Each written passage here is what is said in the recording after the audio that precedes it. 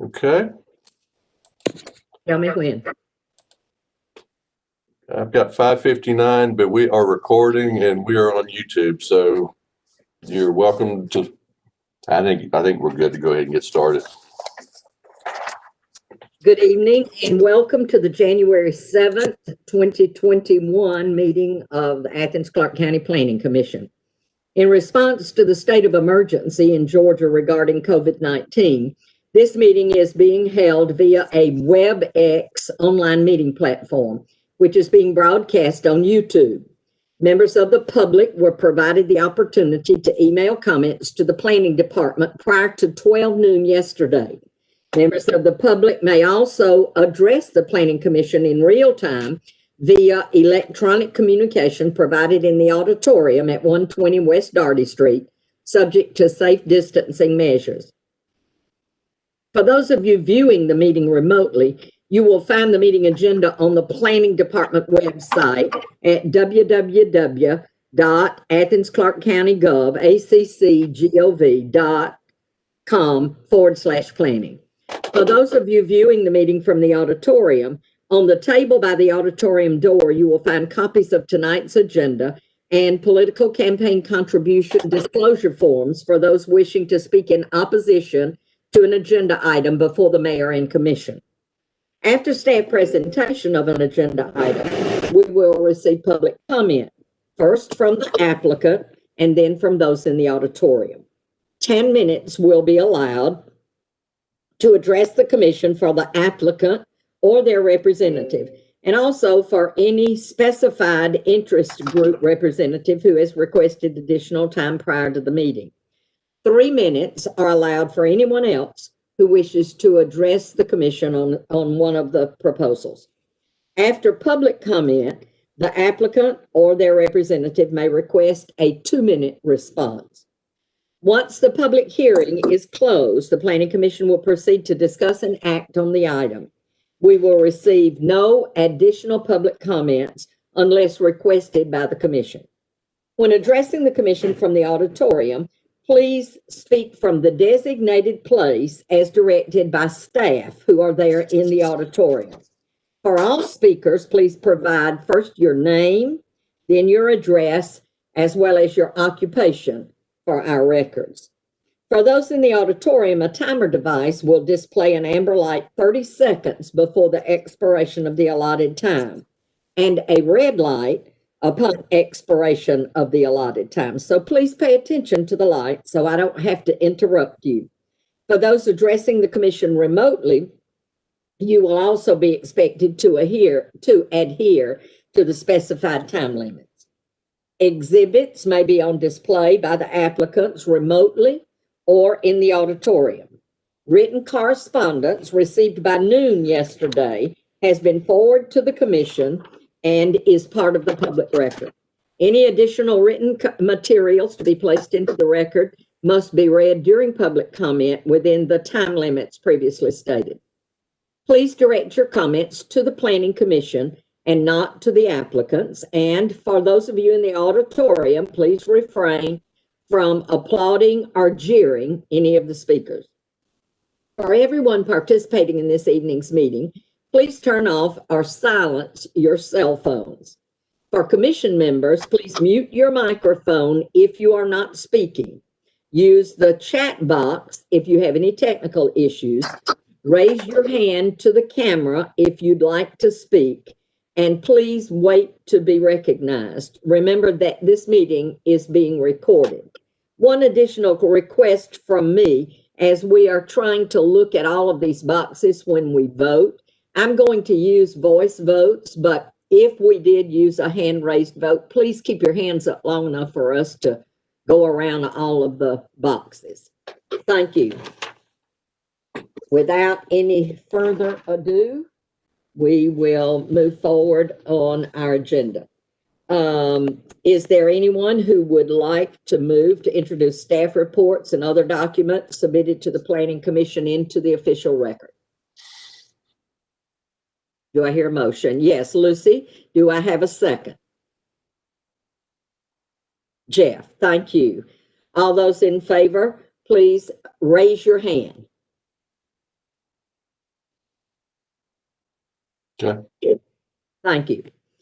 All right, and we will now move to the approval of the December 10th Planning Commission minutes. Do we have any corrections or additions to the minutes? If not, do I hear a motion to approve? Thank you, Sarah. Do I have a second? Thank you, Alice. All of those in favor of approval of the December 10th Planning Commission meeting minutes, please raise your hand.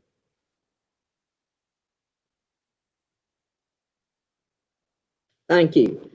I think that was a unanimous vote. We didn't even call the last one, which was also unanimous. All right, moving on to May Court's review, and then public comment on that. Brad, is there any information on May Courts? There's no report this evening. All right, and do we have any public comment related to May Courts? All right, then with none, we are going to move expeditiously right on into our first application.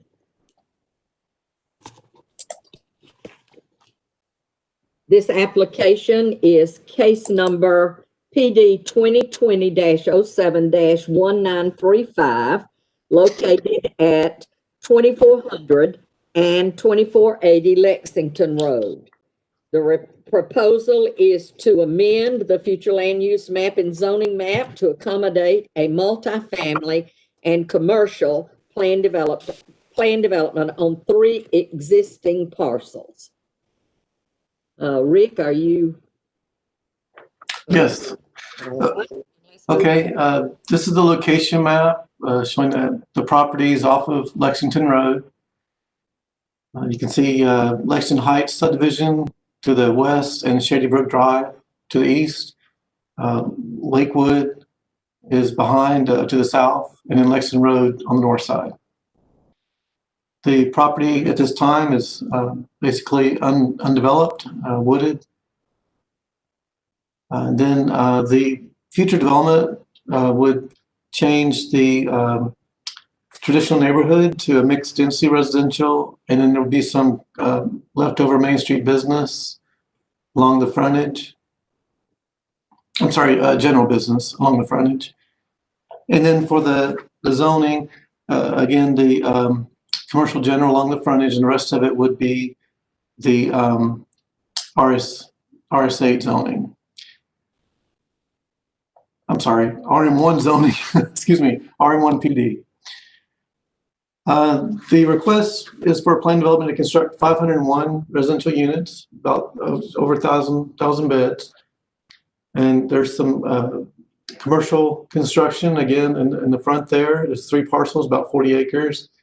There's apartment flats, garden style and cottage style, garden style apartments, and there's cottage style duplexes. There's 2 commercial buildings along the frontage. There's a total of 868 parking spaces. Again, we're changing the underlying zoning from RS8 to RM2, and the CG portion that now extends fully across the front would be reduced to about half an acre. There's a small airport overlay portion. It's just a sliver, barely touches the property, and that would not be involved. There's no development proposed for that piece of property. There's also a request to change the future land use category from traditional neighborhood to mixed density residential for the expanded RM zoning portion. So we do have, I think there's 4 waivers I have here. It says 5, I believe there's 4. So we have a maximum building height waiver, a decrease in the number of parking spaces, a greater residential density, and then a buffer between commercial and residential uses, which that's been asked to be waived. It's, I think, in the middle of a parking area. So here's the site plan. Again, this is the master plan. It's been changed somewhat to allow the fire access. We had a comment before from the fire marshal about making sure the fire truck would have 2 separate ways to get through the development, and that's been corrected for fire code. And I'm sure the applicant will mention there's some other changes as well that's been undertaken. This is the latest perspective rendering of how it would look from the air approaching from Lexington Road.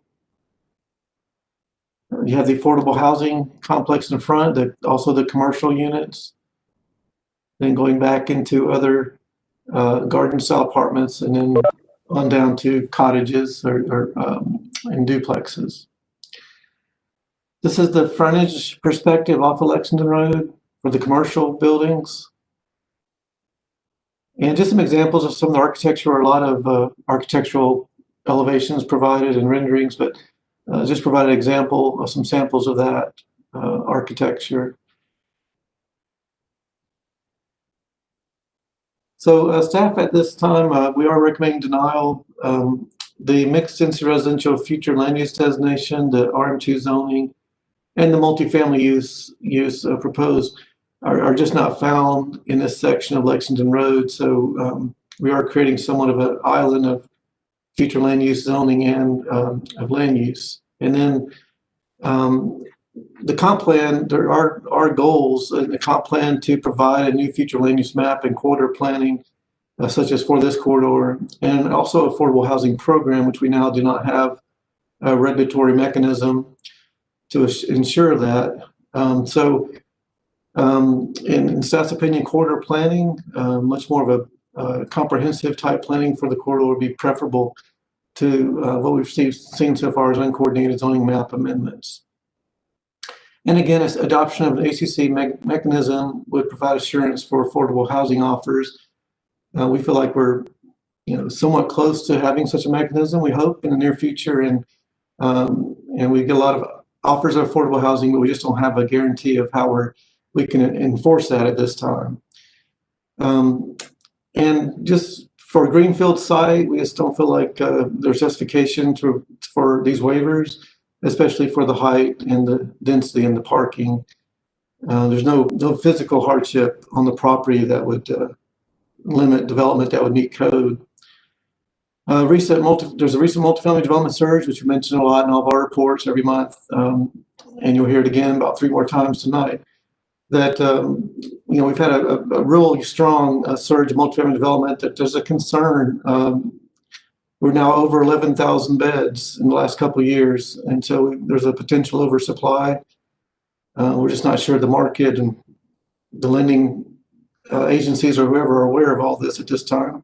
But we've been keeping track of that. And then other concerns are that the workforce housing commercial buildings should be in the first phase if this does get recommended for approval, that be a condition. Those are the sort of the carrots being offered for all the waivers that we're providing. So we feel like that's something at least that we get back for the community is the workforce housing and some commercial development along a major corridor. And then the traffic signal be installed prior to project completion at the developer's expense. One thing I didn't mention, we all, if this does go forward to Mayor and Commission, we'll also need to meet some bounds. So we'll make the applicant aware of that for our ordinance for the proposed commercial zone boundaries. So that concludes the staff report. Thank you very much. And now we are ready to hear from the applicant, who will be making that presentation. I will, Madam Chair. Bob Smith. Hey, Bob. All right, that's great. Carry on. Okay, well, thank you very much. My name is Bob Smith with Smith Planning Group, and I'm here tonight representing the petitioner in this rezone application. And Mark Becker is the development director of Trinitas. He's also with me to speak about the various housing types and the workforce housing component of the project.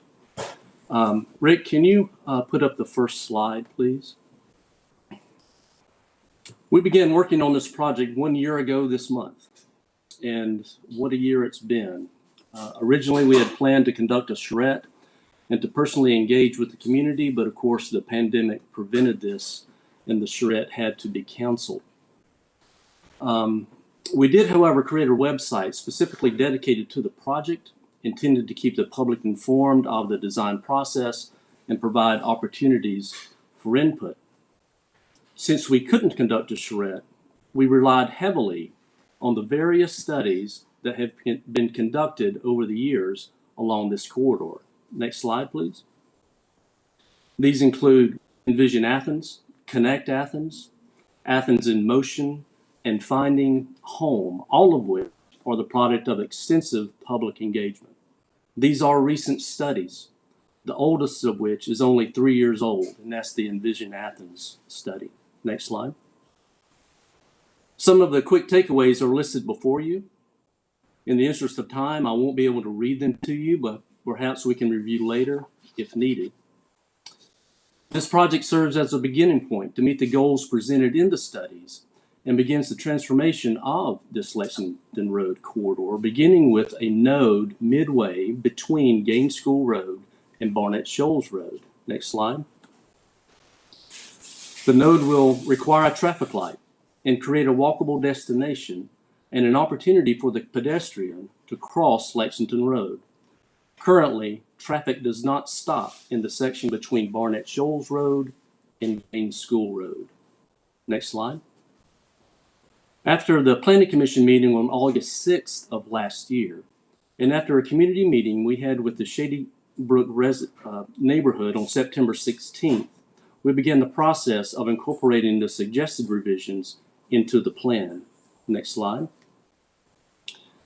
This is the original preliminary plan that you saw earlier this year. And the concerns regarding this plan involved the location of the active amenity area. That's it was located on the Shady Brook side of the horseshoe-shaped building. There you go, Rick. Thank you. Also, the location of the commercial buildings. There was actually a point made that the commercial buildings could be located closer to the Shady Brook Drive intersection with Lexington Road. Of course, concerns regarding buffering, the proximity of the woodland trail, making sure we included native plant species, and actually a request for actually taller buildings to reduce the project footprint. Next slide. Now this is the master plan that's before you tonight, and you can see how the plan has morphed over time. We have redesigned Building D, that's the square type building that used to be a horseshoe shaped building, and we've placed the active amenity area on the interior court of this building in order to mitigate noise, and we won't deflect it to the Shady Brook neighborhood. We also chamfered the corner of Building D closest to Shady Brook to get it a little bit further away. We revised the location of the woodland trail and provided enhanced landscape buffering using native plant species, which can become binding if this project is approved. And you have cross sections of these buffers included in your packet. Next slide. There are a few comments in the staff report that I would like to clarify. First of all, regarding building height. Right now, the strip along Lexington Road is zone CG, and a building that could be built by right there that is 65 feet tall. All of our buildings are lower than that, the tallest being 60 feet. All the other buildings in the project are by code. We do desire to construct the commercial buildings at the end of the project. We know the commercial buildings are necessary to the success of the project, but empty commercial buildings, of which there are many in Athens, particularly during this pandemic, does nothing for the perception of the project or the enhancement of the corridor. As written in the report, the area of the commercial buildings will remain wooded until the permits are pulled. And finally, this project has a lot to offer. It creates that node midway along Lexington Road. We have 75 workforce housing units deeded throughout the life of the project, and it never sunsets. We have a new enhanced bus stop along Lexington Road, a 1-acre public green, community garden, and community space along Lexington, or open space along Lexington Road, a 1-mile public nature trail, new signalized intersection, and new opportunities for pedestrian connectivity. Now I'd like to hand things over to Mark Becker to conclude our presentation. Hello, can everyone hear me okay? Great. Thanks, Bob. My name is Mark Becker, and I'm with Trinitas Ventures, who's the developer of the proposed project. I want to thank all the commission members as well as the staff for considering our project tonight. As Bob mentioned, and I hope is evident, we've tried our best to incorporate the community's and the Planning Commission's input into our project. As you mentioned, also given the challenging times, we did our best to engage with the community and the neighbors to understand their wants and concerns and incorporate them into the plan. One thing that we heard clearly when we were actually able to meet with people in person at the beginning of 2020 was the need for workforce housing in Athens. And we made a concerted effort to make that an important part of our plan. The application contains a requirement of 15% that the market rate dwelling units be set aside for workforce housing, serving residents who make between 60 and 120% of the area median income. The workforce housing units will have the same level of finishes as the market rate units and will target healthcare workers, teachers, police officers, firefighters, municipal employees, among others. The 15% set aside equates to 66 dwelling units, which will be a combination of studios, 1 and 2 bedroom apartments. And in addition to the additional 66 dwelling units, which equates to 88 beds or bedrooms, for the workforce housing is the reason for the variance request for the additional density. Importantly, we propose that these units will be deed restricted, causing them to be workforce housing in perpetuity. And we are also committed to having them be, having the workforce be included in the initial phase of the plan as the planning staff has recommended. We're working with the city on mechanisms to ensure compliance with the workforce housing requirements. One thing that we heard as well from the Planning Commission was creating an inclusive development that does not turn its back on the surrounding community. We've taken that to heart by creating a green space along Lexington Road, which includes a future proposed Athens-Clarke County bus stop, and we pulled the buildings closer to Lexington Road so it's more inviting. Finally, our nature trail that we have surrounding the property will be open for people who want to take advantage of the natural areas surrounding the development. I'll also add that we do see a lack of new housing options in East Athens, as a lot of the growth has been and development has been focused on the west side and in downtown. And we're excited to bring new housing to an infill location that's only 3 miles from downtown Athens. It does not burden the city with the need for additional infrastructure because it's already serviced by utilities, is on an Athens-Clarke County bus route, and is on a major thoroughfare. We hope that our project can be a catalyst for Lexington Road corridor and for the east side of Athens. And thank you very much for your time, and we welcome any questions that you may have. Thank you very much. And so now we will move to public comment. And so is there anyone present who would like to speak in support of this application?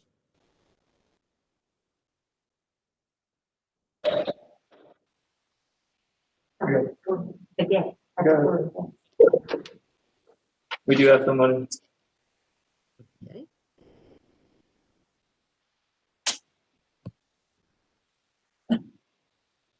Good evening.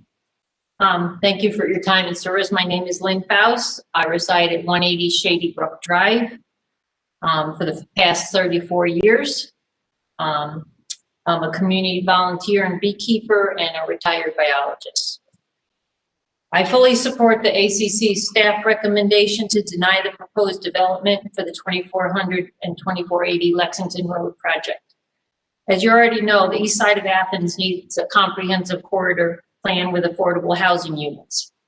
In the proposal, it states the maximum density would be met without the offered affordable housing units being included, and that raises many concerns. Until we have a comprehensive plan, it makes sense to follow the current zoning plan so that this parcel land can be included in a long-term plan that would benefit all of Athens. The environmental impact of this project raises concerns. The loss of pervious surfaces to provide all these parking spaces will impact the 2 streams that form the boundaries of the property and reduce the flora and fauna habitat. A parking deck might have less impact on the local ecology and adjacent properties. The report states, except for the proposed mulch trail and connection of the new sanitary sewer to the existing sanitary sewer located within the 75-foot Athens-Clarke County riparian buffer, no impacts to the environmentally sensitive features or respective buffers will occur. Also, it states care will be given to preserve and conserve as much of the existing tree canopy as possible. Despite the intentions of the law, the equipment needed to build walls at the edge of the 75-foot riparian buffer line, as well as installing the sewer line and a trail, all within the 75-foot buffer zone, will negatively impact this fragile ecosystem. I'm proud of Athens-Clarke County's 75-foot buffer zone, riparian buffer zone, and feel it has benefited our community since it was put into place. Thank you for your thoughtful consideration of all the factors that affect the quality of life in Athens, Georgia, in making your decision about this high-density project. And since I still have a moment, the trees shown in that overlay map that was just shown, to me is deceiving, because the houses will go right up to the 75-foot riparian zone. So the trees between that property and Shady Brook will no longer exist, except for the few that will be left by the stream. Thank you.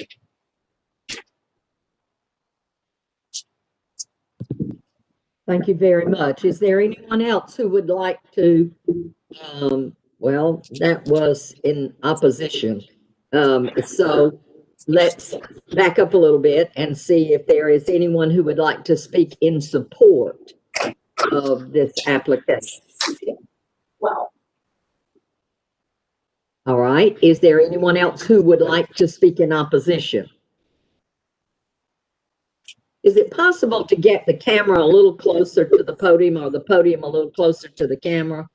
It's very hard to see people. Should I come closer? No, I think staff will have to take care of that. It's not doing well. How's that? Closer than that? Is that better? It should be closer. A little closer would be better. A little Okay. light would be better. Grayson, if you would, flip that light switch there right by the door into the conference room.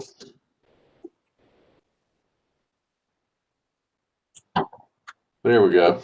That's much better. Thank you.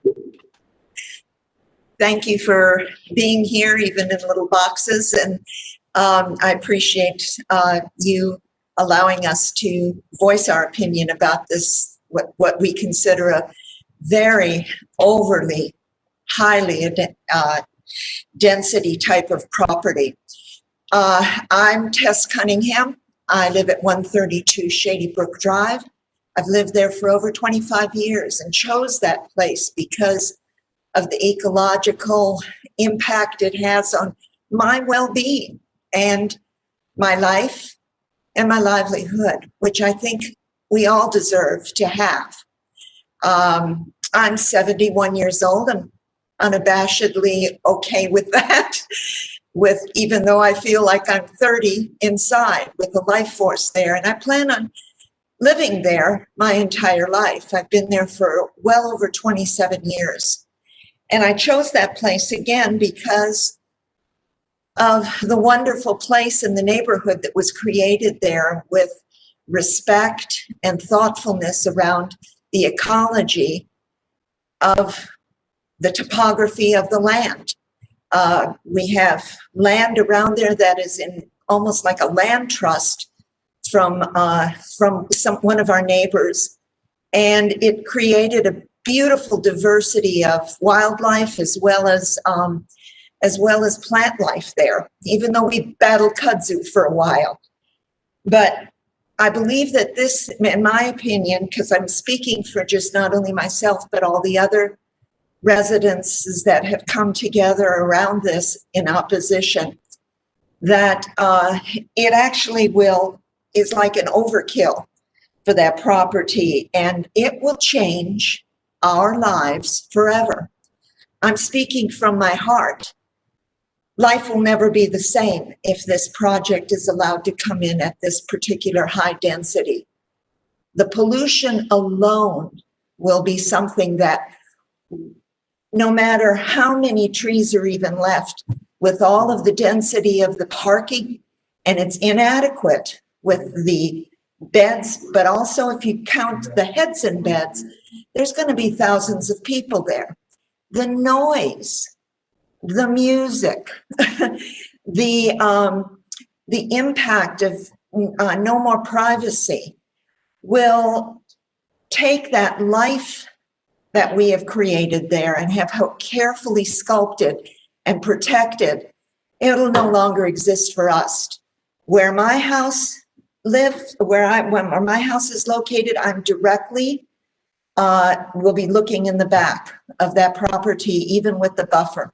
And there's no amount of buffer there, no matter even the trees, because we already have 150 to about 150 feet and 150-year-old trees that are there that have served us perfectly with the the tree canopy that we fought so much to incorporate.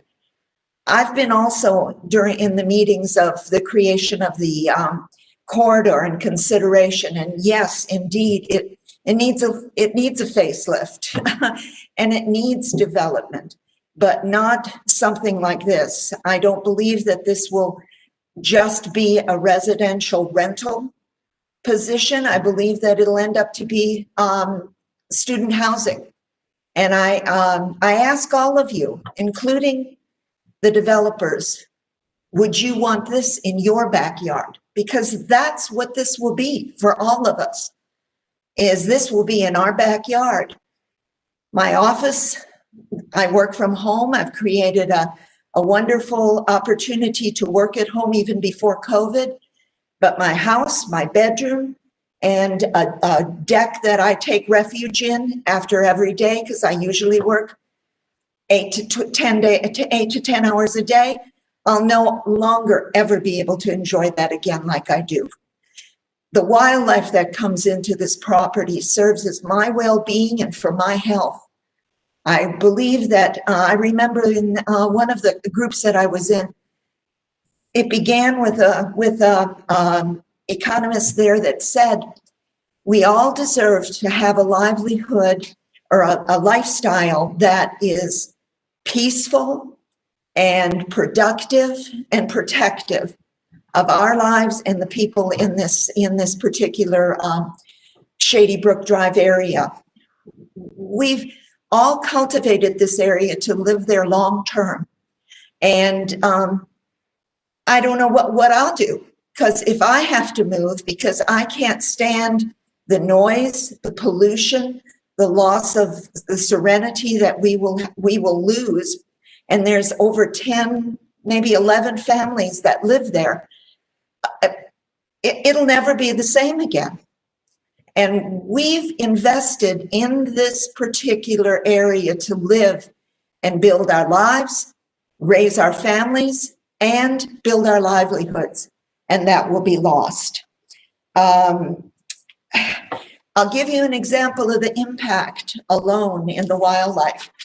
I've lived there all these years, and this is the first time in my entire life living there that there are no robins. I don't see one robin there.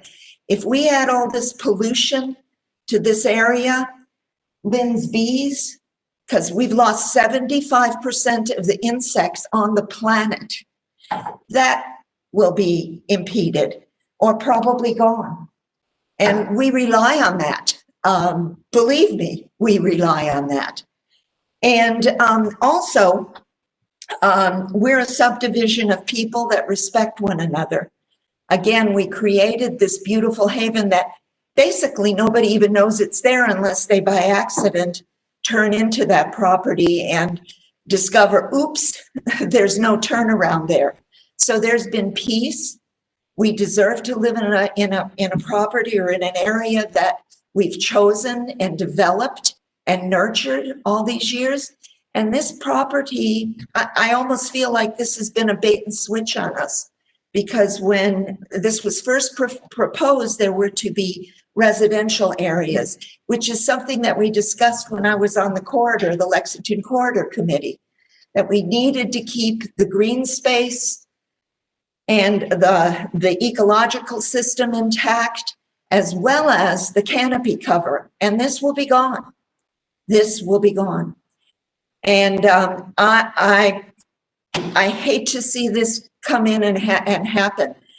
Even when it was considered initially, there were to be over 45 homes.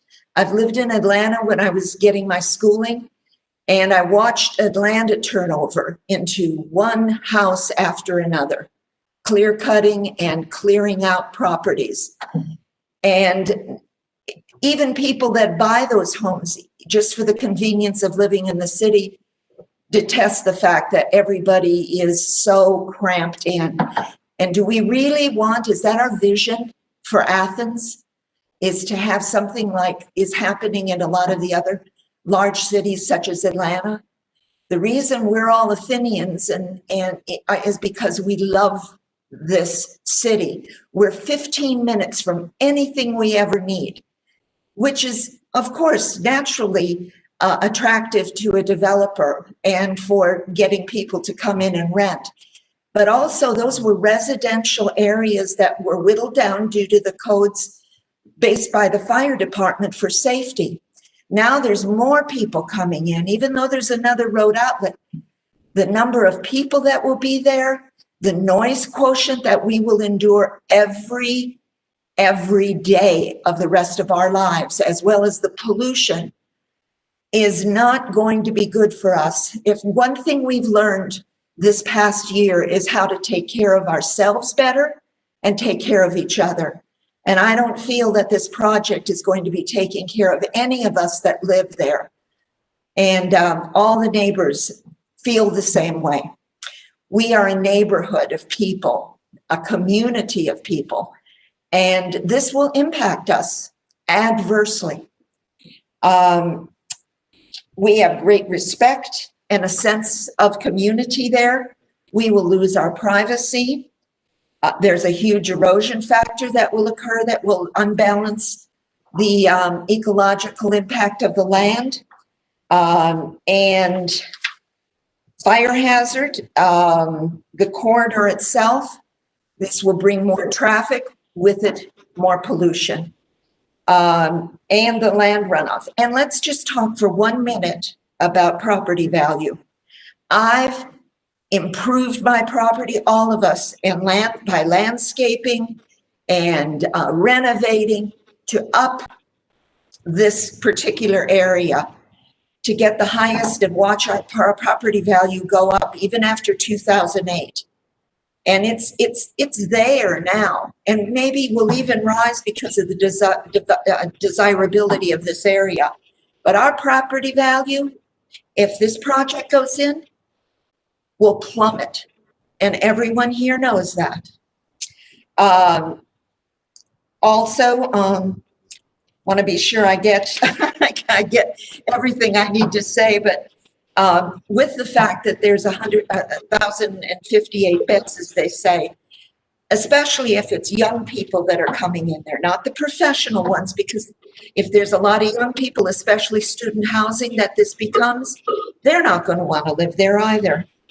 But it's too dense, living in tranquility in a place that we've all built together, stress-free, is for our health. And again, this year has shown us what imbalance can do and create globally. And I hope and I beg you and plead with you not to approve this, the zoning for this, because of the density, the high density, and the adverse impact this will cause, and the changing and maybe ending of our lives there. So I spoke from my heart. I'm proud of it, and thank you for your consideration. It's a beautiful rendition of something, but it needs to go somewhere else. And again, I ask, would you want this in your backyard?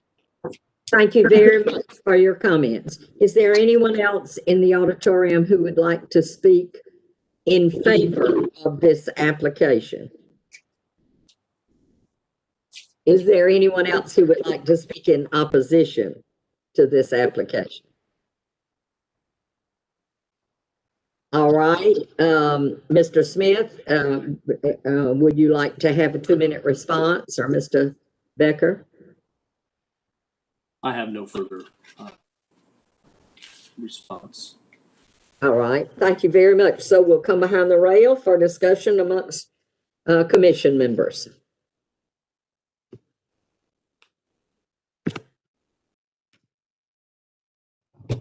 Comments, questions?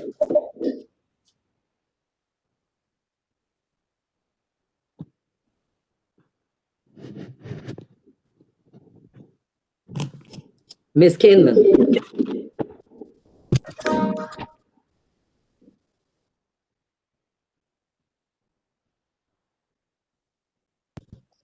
Alice, you're muted.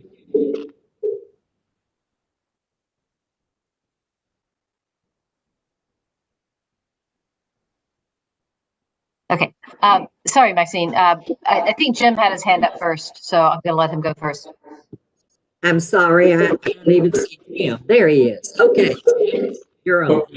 I had a concern about this project. The fact that it's asking for a very large increase in density to start with is one issue, but then they're asking for effectively density bonuses on top of it. So it's a really big ask. But one of my concerns about the project from the very beginning was how was it going to impact the possible proposed interconnector between Barnett Shoals and Lexington Road, which I raised at the first time we heard this and asked the petitioner to explore that. It's never been explored. I'm somewhat disappointed. But I did find a copy of the development plan for Lexington Road. And it turns out that as they project the connector road right now, it would actually intersect Lexington Road just east of Shady Brook. And so if this project is approved and the connector road is approved, Shady Brook is going to get hit from both sides. So that is a concern.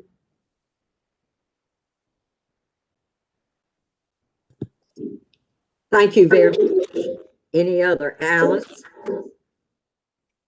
Yeah, I just have a couple of comments.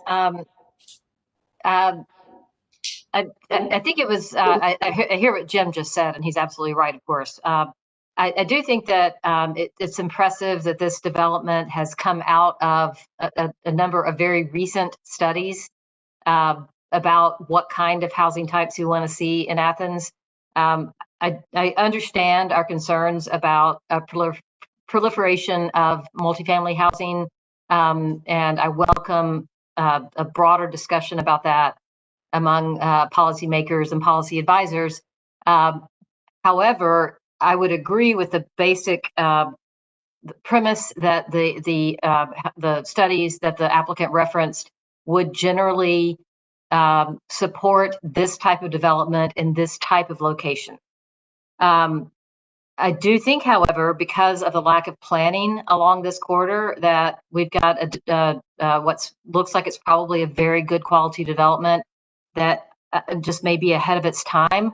Of course, I hear and respect the concerns from the Shady Brook neighborhood or the Shady Brook Street that this has been a beautiful undeveloped piece of property for a long time.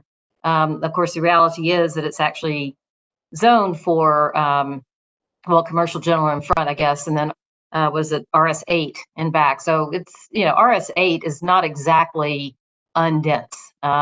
That's a lot of houses on smallish lots. So I think what's being asked here to go from RS8 to RM2 essentially, with a binding site plan, the ask suggests to me that we really need to try to think differently about housing types and what kind of housing we need and where it needs to be.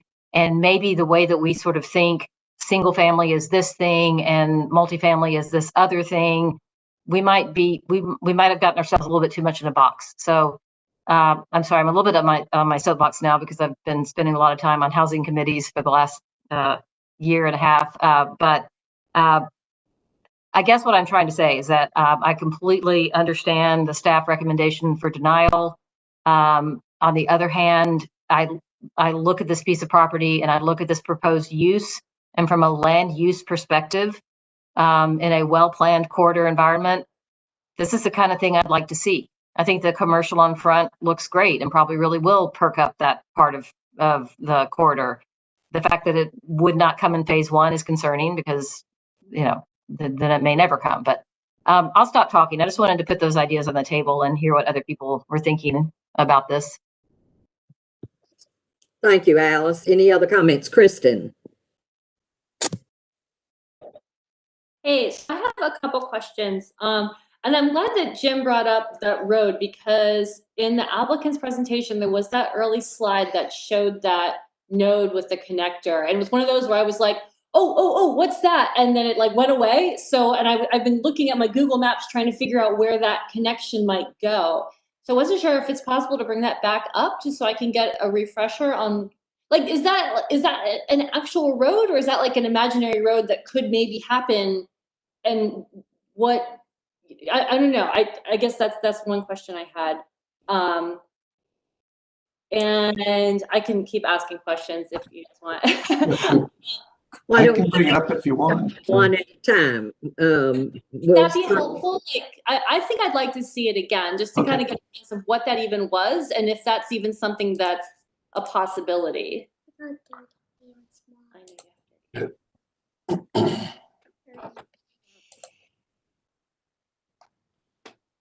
I can explain that slide if you'd like. Okay, so where it says new intersection and that little red dot is the actual development that we're talking about. Yes. Okay, I see. Yeah, so that's what Jim was saying. Gotcha. Okay, thank you. That was putting the visual to what Jim was saying, so that's helpful. So thank you. I had a couple questions. So we're talking about the affordable units. So those are still just limited to the building that's in the front of the development. Is that correct? Is this a question for the applicant, I suppose? Yeah, at this point, we're proposing that those would be in what we call Building A, which is the building along Lexington Road. And a couple of reasons for that. One, it's the building that's closest to Lexington Road, which allows better access. It's also closest to the proposed Athens transit stop that we have on Lexington Road. So we felt that those were two very positive things that would be for workforce housing. We are also looking at having a third party develop that as well. And that could be separate ownership. So that allows that ownership to be split between us and then also the workforce housing developer. Okay, thank you for clarifying that. I guess I was curious too, if that is developed separately or if that's split off. Like, are there amenities for the people who live in that building? Like, how would that work with the rest of the development? Yeah, that's a great question.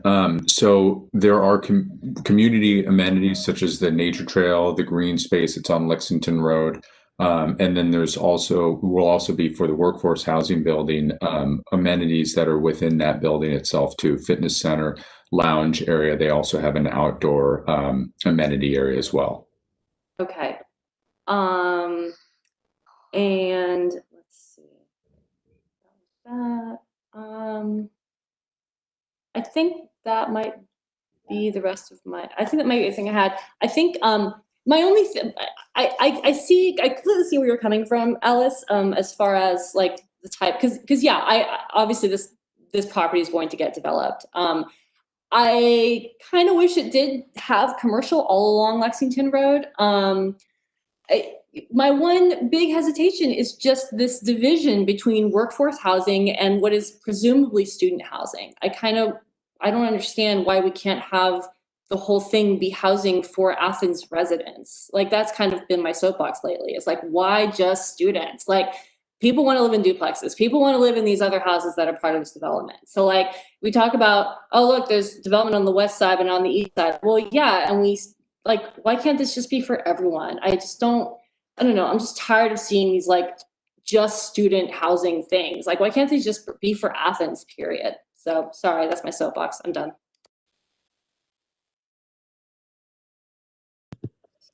Thank you. Anyone else? Sarah? I have a question and a couple comments. The note in the staff report about sort of an inability to, that there's not an enforcement mechanism if deed restrictions were the way to make these units affordable in perpetuity. Have I read that right? Is there really no, I know we're still, that this idea of something akin to inclusionary zoning is kind of in the works, but not in existence. But deed restriction, is there really no way to enforce deed restriction like that in perpetuity? I mean, doesn't that, go ahead. I mean, I think the comment we were trying to make, I think a deed restriction as presented by the applicant with where we are right now as a community is the strongest thing we could get. And it may very well be enforceable legally.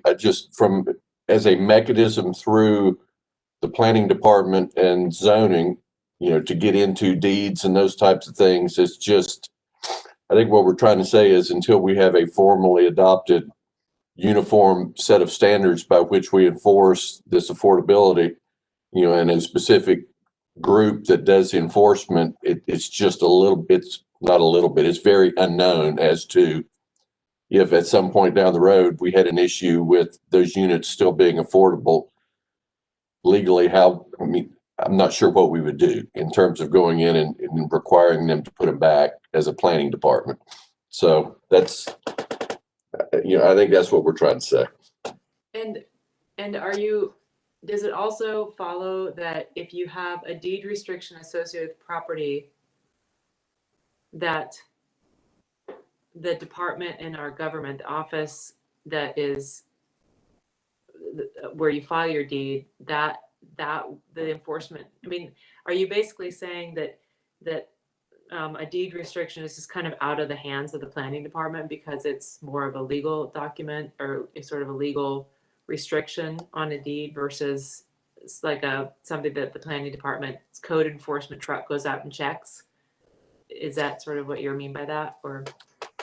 I think that's probably a fair way to put it. And it may be honestly as much that it's just something we've never dealt with and have no experience with. In the form of a deed restriction is a little bit in certain regards like covenants.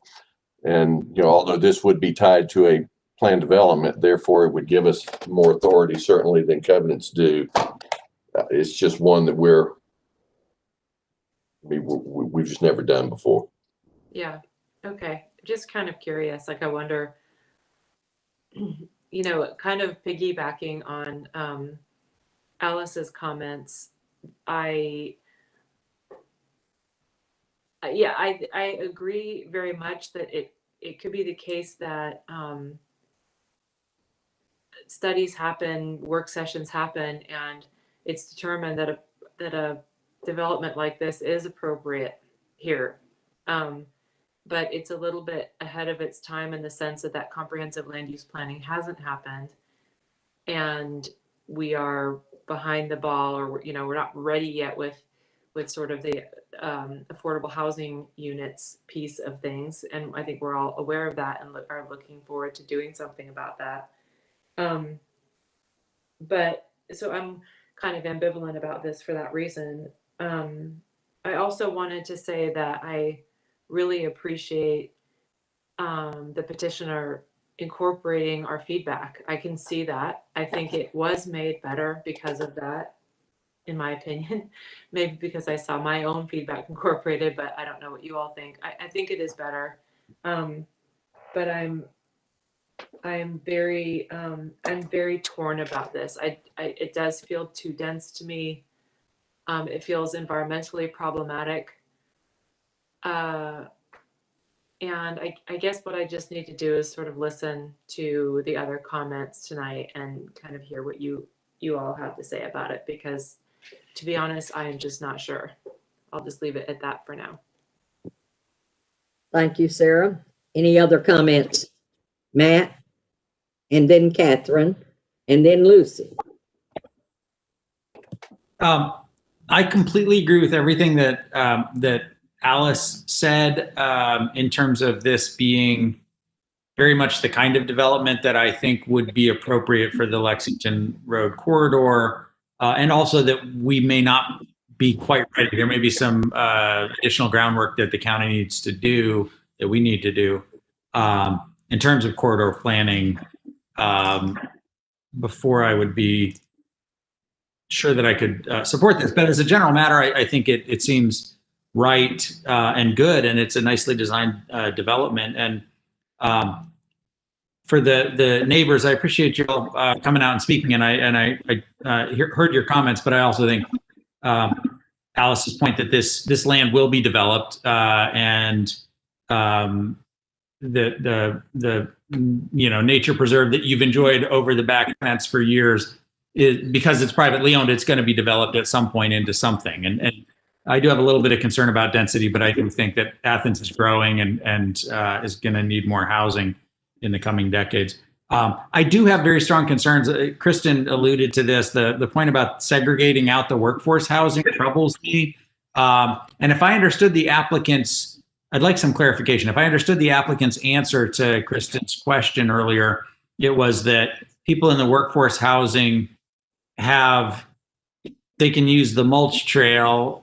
They have their own amenities in their own building, but as far as the pool and the other stuff that's in the larger part of the development, their key cards aren't going to get them into that swimming pool. If I understood you correctly, and if I'm wrong, please let me know. But that feeling of segregation, like, oh yeah, we're building some affordable housing, they just have to stay on their side of the fence, that troubles me. And as a philosophical matter, I think it is fundamental to the idea of inclusionary zoning that the people who live in the affordable units are included in the community. So that gives me pause isn't quite the right phrase because it's not strong enough. That gives me more than pause. It gives me stop. So yeah, that's deeply troubling to me. If I understood that correctly, and if I didn't, I'm sorry. But I'd love to hear the applicant clarify that point. Could you clarify that, please, Mr. Smith or Mr. Becker? Yeah, if it's okay, I can take that one. So there will be two separate ownerships, likely two separate ownership structures on the workforce housing side. That does create a liability and liability and insurance issues with having people going back and forth between those two developments because there are two separate ownerships. So that's the reason. So there's the community amenities, and then there's also each one of the project specific amenities. Thank you for your clarification. Just further to that question, a follow up. Sure. Why would there be a need to have, it strikes me that doesn't completely answer the question. I'm still troubled about why carve out a portion of the parcel for the affordable units. It then creates the consequences you've just described, but why do it that way? Yeah, that is a very good question too. A lot of it has to do with the fact that workforce housing does usually require some sort of specific financing tools and financing mechanisms that the developer is more adept and more experienced at using. So it's broken out because there are some special subsidies that they need that they're able to get through some of the financing mechanisms that they use through HUD. So that's the reason for the breakout of ownership. Hopefully that answers the question. Okay, thank you. Catherine, are you here? Yeah, there you are. Hi, I have a few questions and concerns. The regional commission report, talking about the suitability for development, it is recommended as a conservation area, threatened regionally important resource. I guess this plan has no teeth, though. It is privately owned. Does anyone have any background on that? That first question. And then I guess, Catherine, wait, we'll get an answer on that. Brad or Rick, can you speak to the Northeast Georgia Regional Commission report that we have? The teeth related thereunto?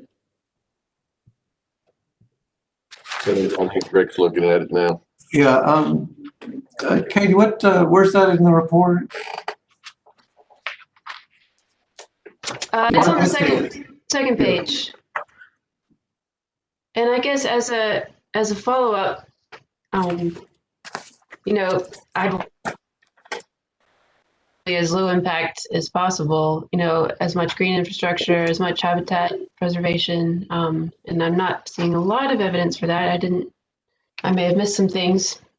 And is it true that only 15% of the site is impervious? And is this report up to date? I'm thinking it may refer to a different version of the development. Sorry, a lot of questions. The conservation statement comes from a regional commission plan from 2018.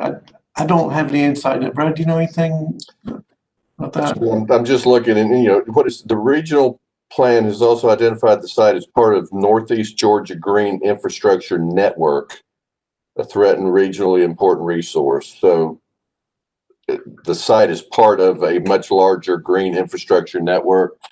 That would have been something as a regionally important resource that was identified at some point years ago by the regional commission. But I mean, Catherine's right.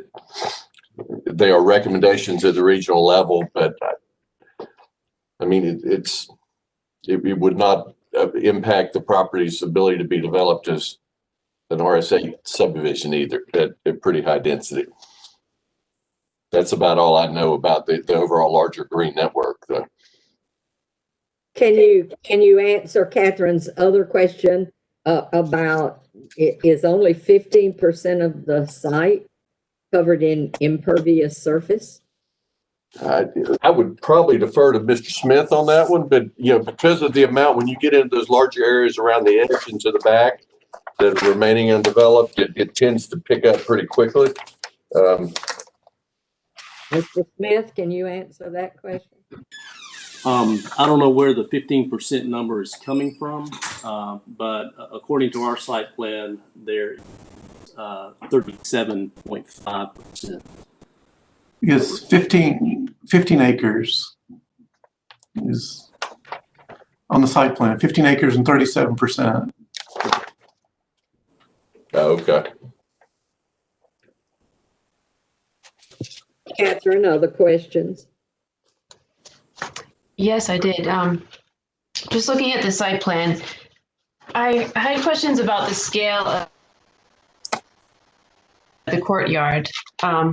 Because that, I noticed, is the one that's the very closest to the 3 homes in Shady Brook that adjoin this development.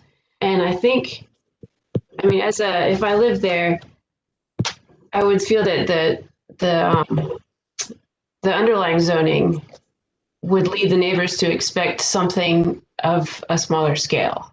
Maybe staff can help me. Is this a typical scaled building for is it RS8?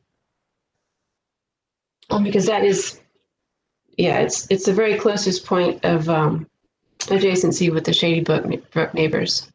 I mean, it is certainly not a typical scale for what it's now zoned RS8, which would be a single family. It is my understanding, and perhaps Mr. Smith can add to this as well. The original size and orientation of that building left it open to the rear, and then the amenities were within the U.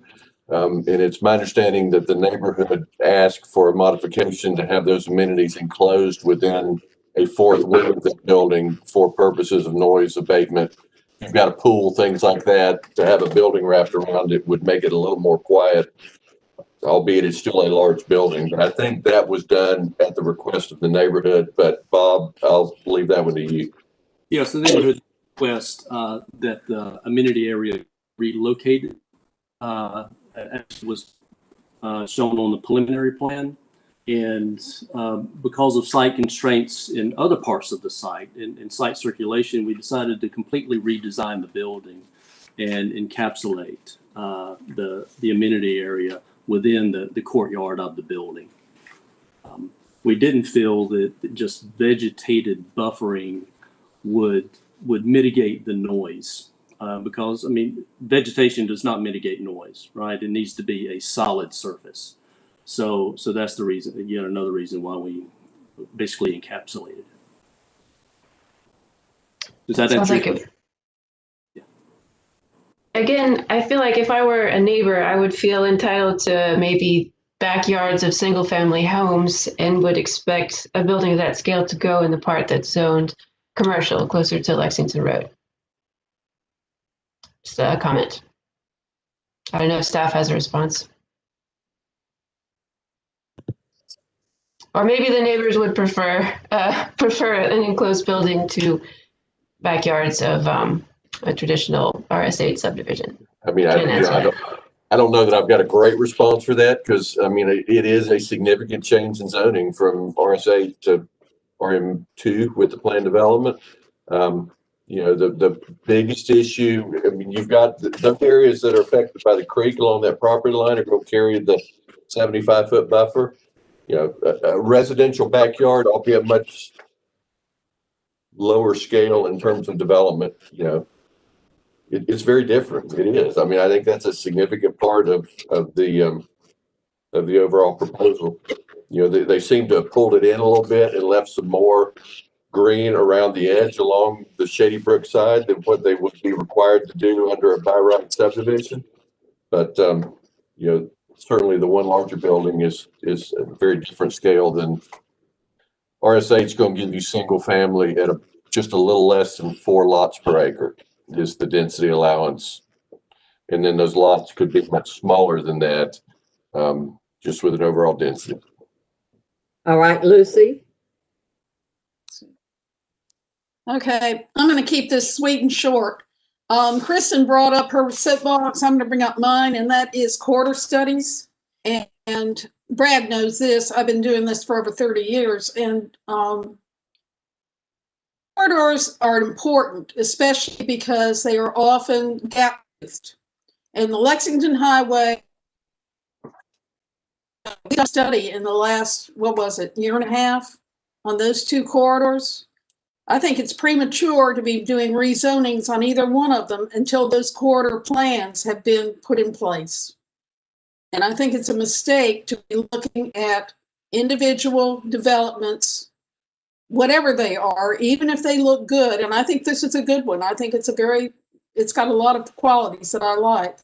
But I think it's a big mistake to start rezoning properties when we still need to take care of these quarter studies and get them done right. This has been going on since Baxter Street. First corridor I ever looked at was Baxter Street. It's really important that both the Atlanta Highway and the Lexington Highway be considered as one long piece before we start making individual zoning changes. That's all I'm going to say. Thank you, Lucy. Anyone else? I have a couple of things I'd like to ask. I want to ask, one of the really big concerns to me had to do with the segregation of the people who would be receiving subsidies for affordable housing. That was a big issue for me last time. It continues to be a big issue, but it's just gotten a little bit bigger because it sounds like to me you all definitely have made decisions to have that developed and owned by another developer. So my question is this: is that a other developer governmental, public developer? Or a private developer? Which? It is a private developer. So then your explanation about the someone who knows more than we do about affordable housing, just literally is that. This is a private developer who knows more than you all do about affordable housing development. I mean, that's all there is to it. That's it. Is that right? They specialize in workforce housing. So that is one of their specialties. So we feel like they would do a great job with this. Okay. I am very much in the camp of several people who have said different things. Alice, Lucy, I can't support just changing the future land use of this property when we really have no overall plan. I'm sorry about that. I know that's not this developer's fault. I understand that, but I think maybe Alice has said it in a better way, just a little premature. But we must move to have some idea of how land should be developed on these major corridors. And piecemeal approvals is not good for our city, I think. So I couldn't be in support of it. I like the development. I don't have an issue with that. I just think we don't know enough about what we're doing on these corridors to make decisions, and I think it is premature. Other comments? All right. Then we will move to our decision making. We have two votes. One is to change the future land use of this property. Do I have a motion related to that? Yes, Lucy. Motion to deny? Do I have a second? Jeff? All right. Then let's do a roll call vote on that, please. Rowland? Scarborough? Yes. Tucker? Yes. Anderson? Yes. Beresford? Yes. Goodrum? Yes. Hall? Yes. Kinman? Yes. And Morales? Yes. It's unanimous. All right. And then we have a request for a zoning change. Do I have a motion? Lucy? Motion to deny? Second? Jeff? All right. And a roll call vote, please. Rowland? Scarborough? Yes. Tucker? Yes. Anderson? Yes. Beresford? Yes. Goodrum? Yes. Hall? Yes. Kinman? Yes. And Morales? Unanimous. All right. Thank you very much. And we will move to our second application for the evening. This is Madam Chair, may I just note for the record, I have to depart the meeting at this point. yes, thank you, Mr. Hall. Thank you for reminding us. This is a zoning amendment and a special use permit, case numbers zoning 2020-07-2094 and special use permit 2020-07-1939. This is located at I-90, US Highway 29 North. And if we could ask staff to provide us with information, please. Okay, this is the location map. Again, it's off of Highway 29 north. It sits sort of mid-block between Highway 29 and to the bottom there, Whole Road, Highway 72. The aerial shows it as undeveloped at this moment. And then the future land use is general business. And the zoning is commercial general, and those would remain. The special use symbol would be added to this property. So it's a special use to allow ground floor residential in the commercial zone. And then there's 280 dwellings, and this is 460 bedrooms, 14 two-story buildings, and a clubhouse pool area. The there's a street from Highway 29 that would be extended in front of this apartment complex and as a public street. And then there's 500 parking spaces required, and it's a little bit extra. They're proposing 554. Future land use, again, would remain. There's a variance to a public plaza standard that would be for all C zones. It's mainly meant for commercial type businesses. And also we have a zoning amendment to remove an interconnection condition. This comes from an older rezoning with the whole adjacent commercial development. That was a condition to connect to Crazy Ray's business next door. That interconnection is now practically impossible with a large stormwater management pond blocking that connection. This is the site plan. Again, this is, you can see my arrow here, this is where that big stormwater pond is. So now with this development going in, which has other environmental areas to the north on this north side here, there's really not a place to have a physical interconnection to the Crazy Rays development next door.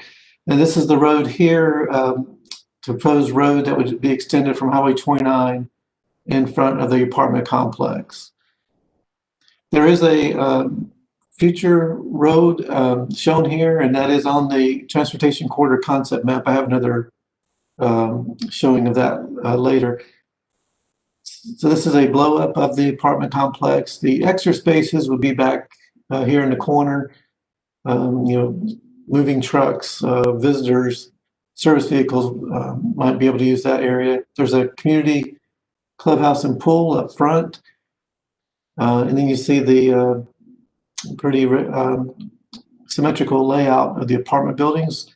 That road from Highway 29 would end here. Public Works is asking for a cul-de-sac at the end of that for as a public street. These are some sample elevations. And so there's actually 3 votes to take. There's an amendment to eliminate that required street interconnection to the next door property. There's the variance to the public plaza standard.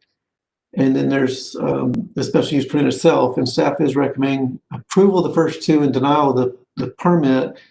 One of the main concerns is, again, as we keep mentioning, is the multifamily development surge that just keeps going on and on. We do still have that concern that we have a potential oversupply. And we keeping track of that as it goes up about 1,000 bedrooms a month. At this time, ACC does lack a regulatory mechanism for affordable housing. Again, we just haven't been able to set up that system yet. They are offering some affordable housing in this case again.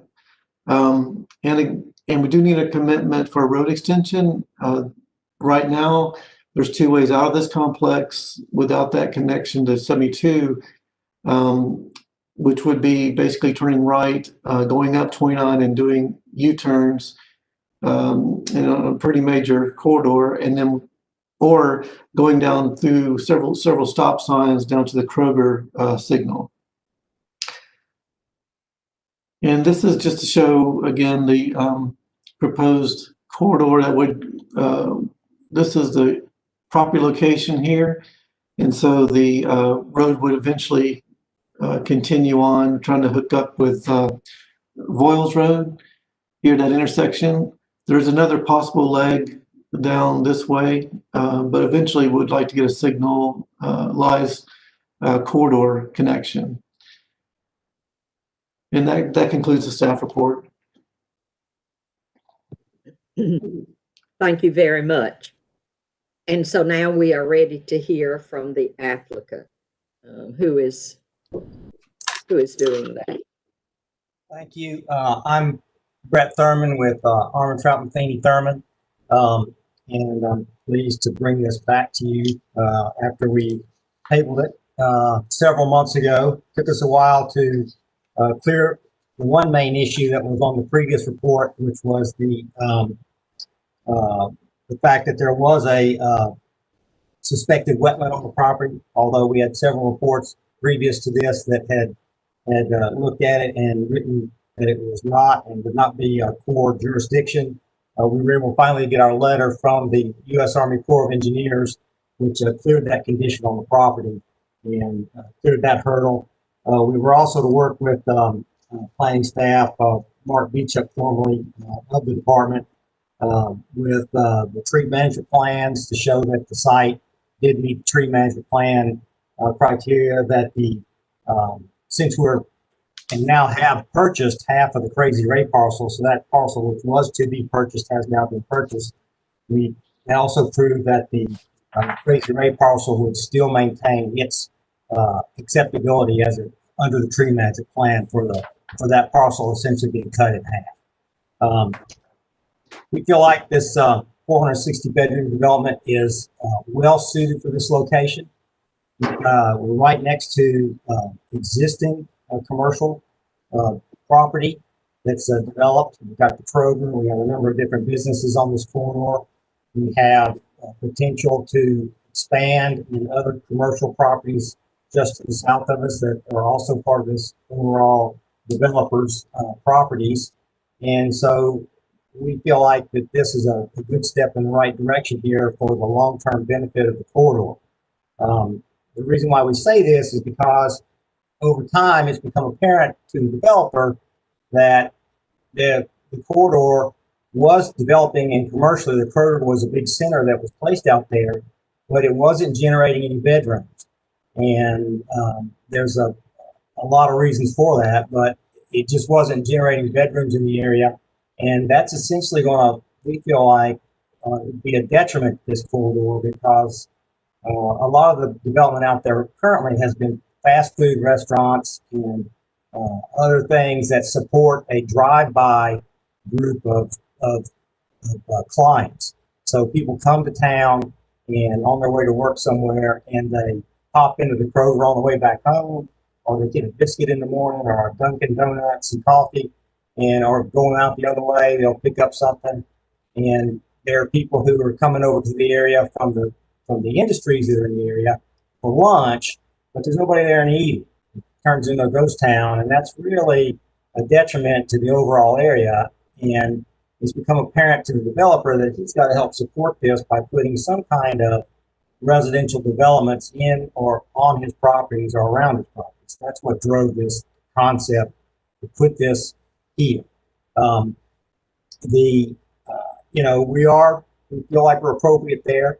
The target market for these apartments are people who are working in the area. We feel like there's plenty of capacity for apartments at this location for the existing workforce in the area and the potential increase of workforce in the area. And so to that end, it's a mix of 1 and 2 and 3 bedroom units, and it's created in architecturally, it's not a student housing. It has amenities and nice amenities for the apartment dwellers, the renters, but the mix isn't there to support student housing, and that's not the whole intent. And the intent is to get the rents down in an area where we can support the 1 and 2 family households that are on the lower end of the income scale, and they can afford to rent here and be close by to somewhere where they're working and not have to commute a long way. We're also within walking distance, of course, because of the commercial activity. There's already a dentist there, and there's a vet, there's an urgent care across the highway, and of course, the Kroger grocery store, and we have plenty of fast food. So we feel like the place is excellent for this, and that's why we proceeded to continue to propose this as we have it, and come back to you for a recommendation, hopefully of approval. We feel like when you look at the staff report, most of the issues have been resolved. The only issue outstanding has been this interconnection between 29 and Hull Road, or the fact that starting out, we would only be exiting towards 29. We've worked with GDOT extensively since the original 2018 report was submitted. Our traffic study was completed to create a warrant analysis to justify a traffic light at this intersection that's under concern for tonight. And GDOT essentially said, well, hey, your traffic study does show that. The warrant analysis does show that a signal is warranted and could be put there, but you don't have anything built out there yet, and we're not going to allow it. So, and we're still under that same condition, no matter how many studies I do. And our owner is willing to do as many studies as could be required to get a light. But until we get some rooftops out there and some other commercial out there, there will never be another light at that location. And nor will there be an interconnectivity to Hull Road. And so we're fulfilling the requirement of the original zoning of the property back in 2016, and that we are extending the road across the frontage of the property of which we're developing. And at that point then, the parcel changes hands. There are other people who own the property between us and Hull Road. Now, while my clients had attempted to create something there in the past and had looked at doing residential there, it didn't work out because of the extent of all the costs involved in extending the road all the way for an apartment complex similar to the one we have, as well as the water and sewer extensions up through there. So my client decided to back up and let's put it on the commercial property that he had in order to get the ball rolling, and we fulfill the requirement of getting the road extended that far, and then we could look at and possibly work out some situation with the additional owner or with the adjacent property owner that that road could then be extended. That property owner is not willing to extend the road on his property right now because he wants to reserve the right, even though it's shown as a certain way in the corridor study, there's still freedom there to move that road. Now, in a certain way that may help his development of that property. We don't know what that is. And that's why we haven't been able to push toward Hull Road. And we are hoping that you can see that we're getting the road extended, and when the property to the east of us is developed at that time, that road is going to get extended because that's coming back. It's a CR zone property, and it would have to be rezoned CG to make it developable. And that would certainly come back that way. The other issue about the traffic coming towards 29 and the amount of that, in the report, they stated that this traffic study estimated about 1,900 vehicles would make U-turns. I don't believe that's correct. I'm not sure exactly which report that was in. It wasn't in my report because I pulled my report up. It may have been in the previous report from 2016, or it might have been in the warrant study analysis. I couldn't exactly dig out those exact figures. Although, and Rick, would you pull up my slide, please, now?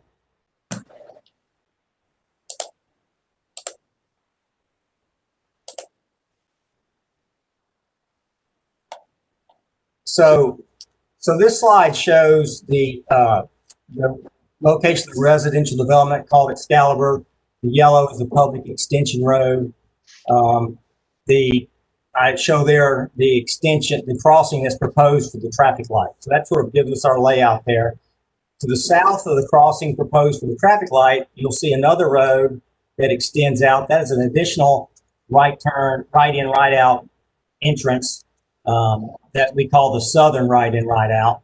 And then further down to the next exit, which is by the Kroger, is an additional right in, right out. And then following off the slide, you get to the Kroger property, and that one has a signalized intersection. Can you bring up the next slide? So this shows our development a little better highlighted in the group and with our extension into the road. And I've labeled all the potential exits. Now, I just want to point out that, you know, when you look at and you think about how people are going to use this, we don't really know for sure until people get in there and we know where they're living and where they're working and which way they're going. But quite frankly, we believe that the people who would use that first exit at the north, almost all of them are probably northbound. They're probably not going to make that U-turn because it's further up the road. You can see it up at the top of the slide. Most of them who might want to make a U-turn would proceed down south to the next two, which are right in, right outs, because one of them is right before the turn lane entrance, and which will allow you to cross the lanes and into that turn lane. And the one further south will allow you to get into the right-hand lane, to get into the left-hand lane, and then get into the turn lane to make the U-turn. And finally, those who want to go all the way south and not make a U-turn would either go down and take the light, or they would drive behind the Kroger or in front of the Kroger and make a right turn out to go down Hull Road to the 29 Hull Road intersection.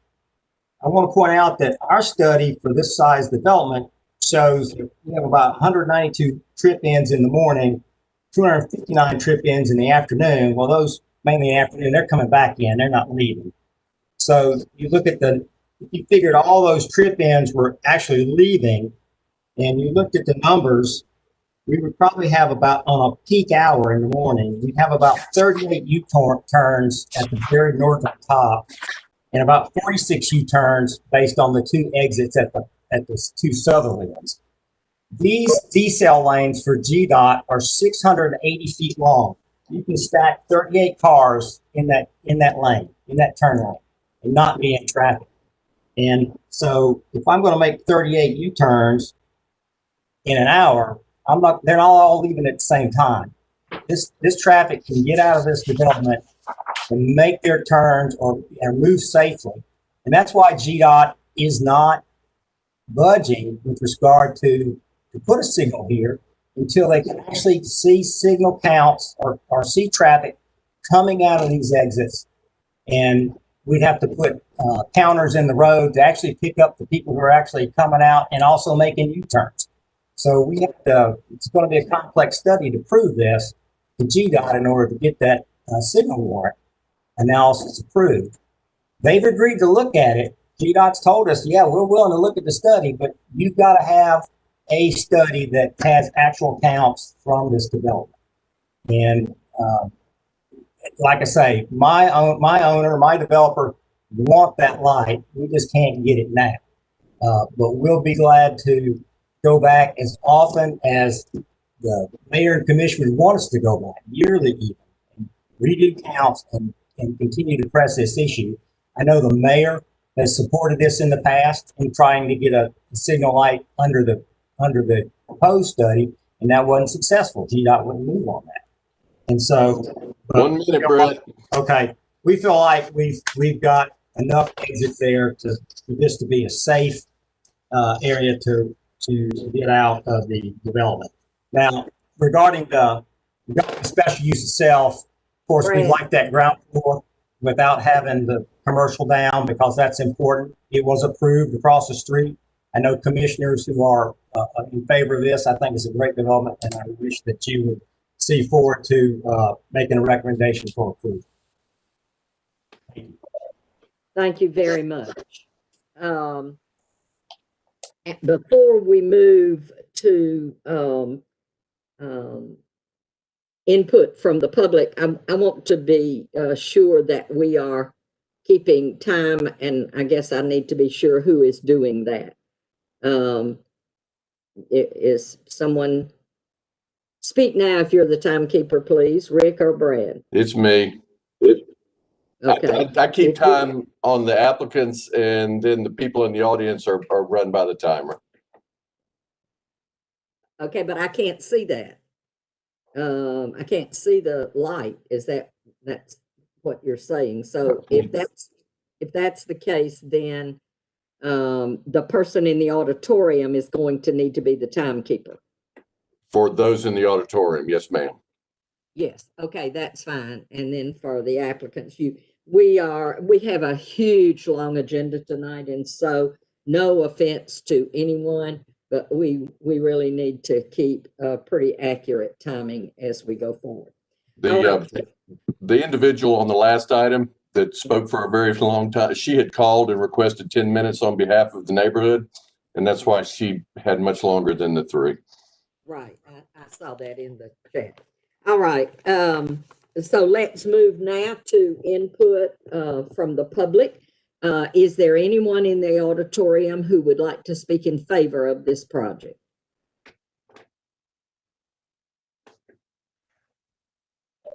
Is there anyone in the auditorium who would like to speak in opposition to this project? There's not. All right, then we'll come behind, I guess since there is no input, no one needs a 2-minute response. Am I accurate in that assumption? That's correct. That's correct. All right, then let's come behind the rail for discussion amongst commissioners.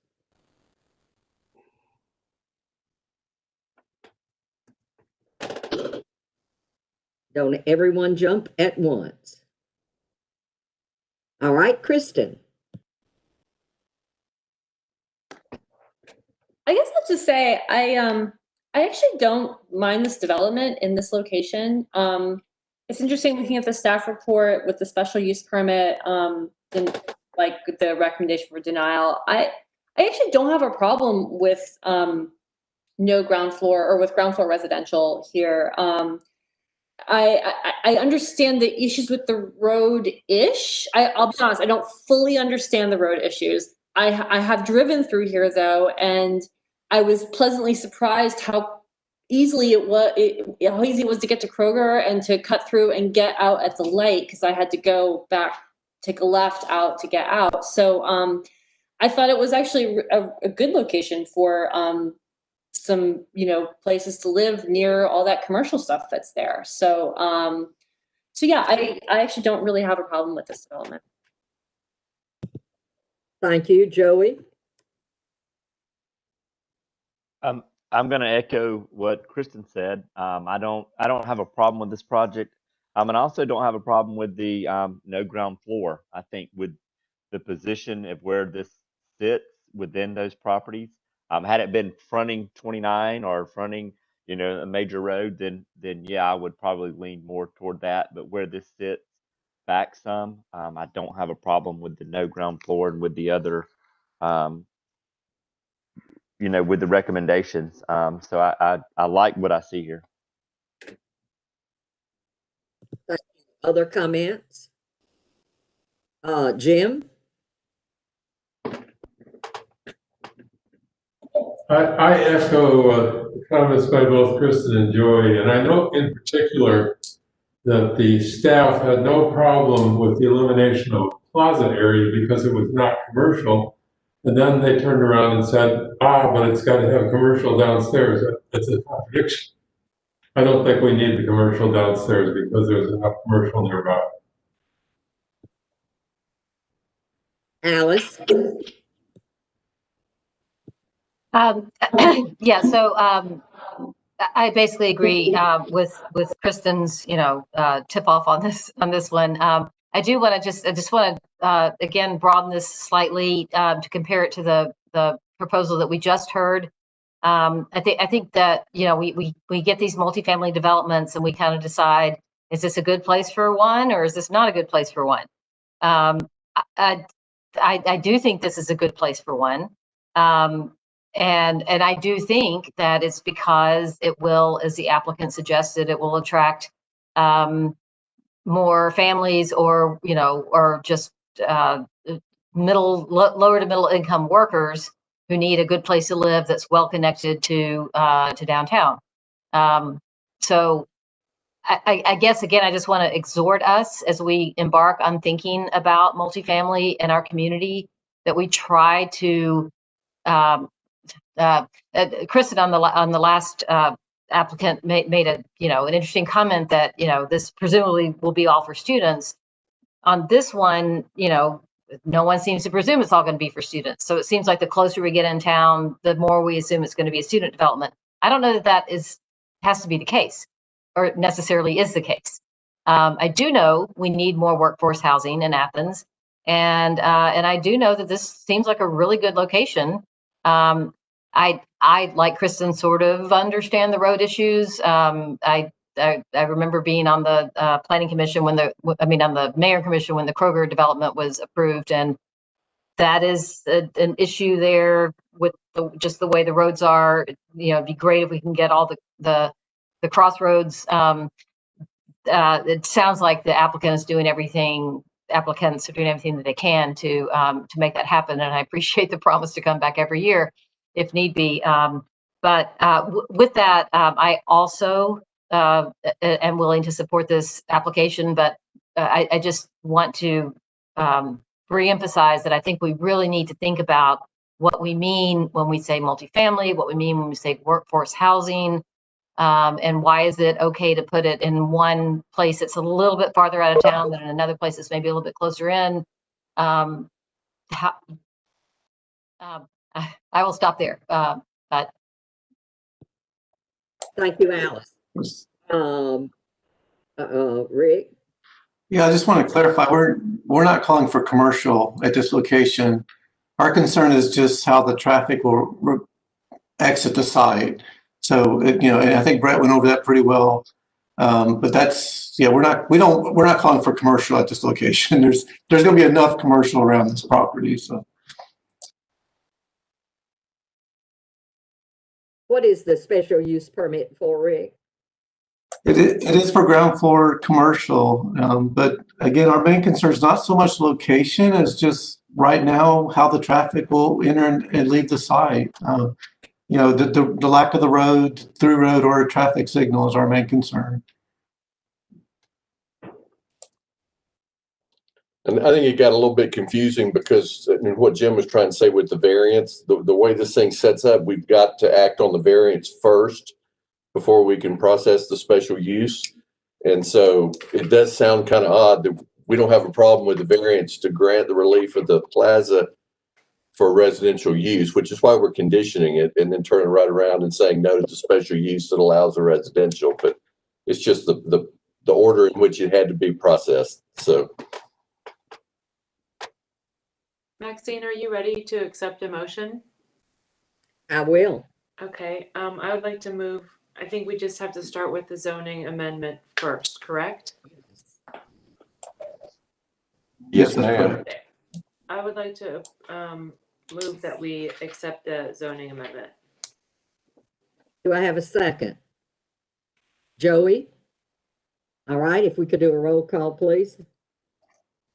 Okay, Beresford, Yes. Goodrum, Yes.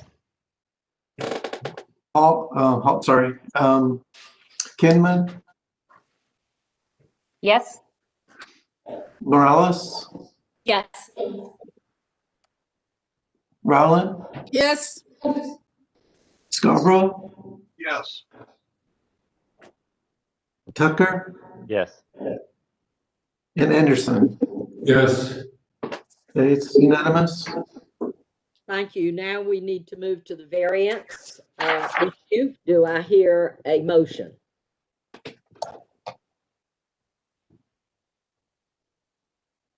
This is related to the public space. Completely eliminating that public space. Alice? I was going to let Sarah go through all the motions, but I'm going to go ahead and make a motion to approve the variance. All right. Do I have a second? Second. Thank you, Sarah. I want to be sure that no one else. Yes, Jeff.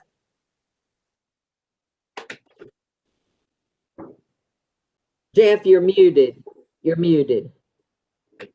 Yeah, I note that the staff recommends a condition, and I'm trying to read through this to see if we feel like we need to include that condition in our approval of the variance. My apologies. I was looking down the page just a little bit longer. I meant to recommend to move for approval of the variance with the staff condition. I second that. Thank you. All right, I think we have that now in order.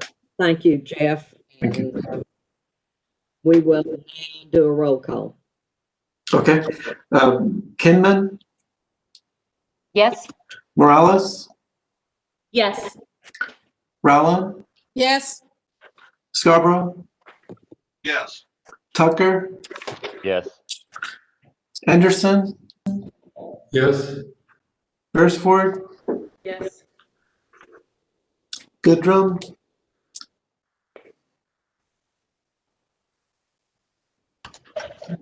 Yes.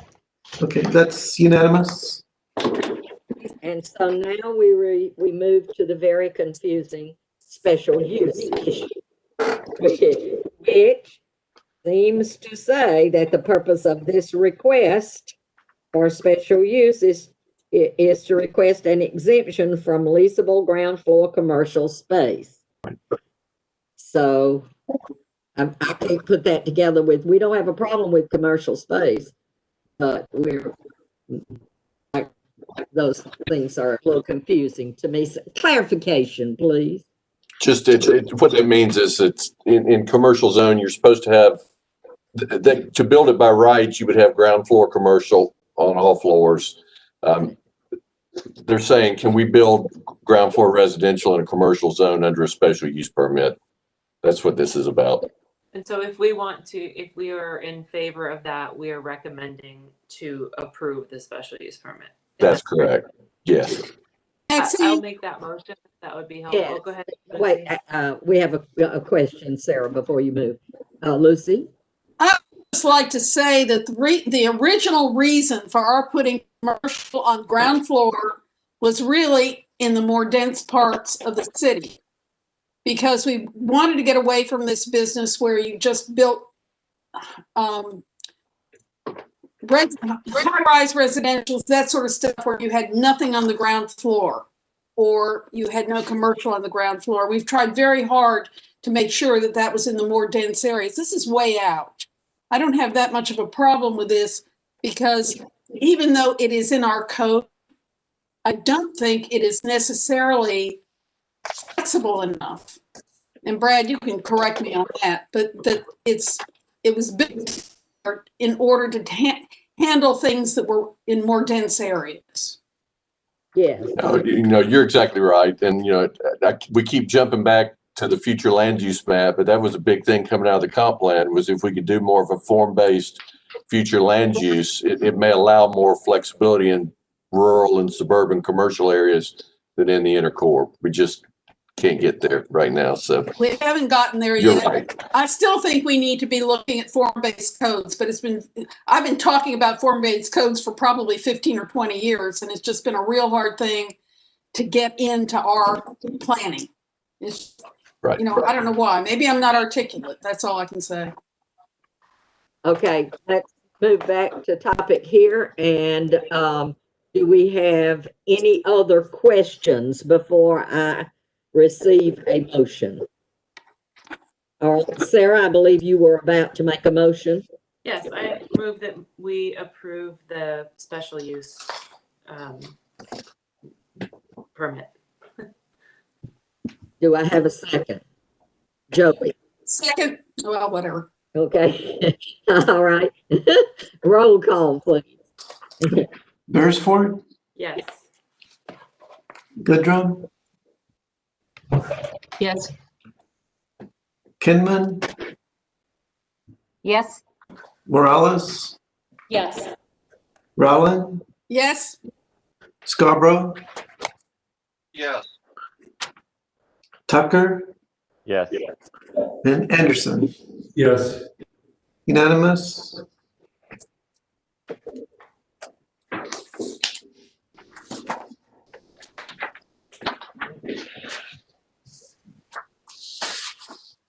Vaccine muted. Muted. Okay, I'm so sorry you all missed. I said, thank you very much. That's approved, and we'll now move to our third application of the evening. This is case number Plan Development 2020-10-2863, located at 175 Tracy Street.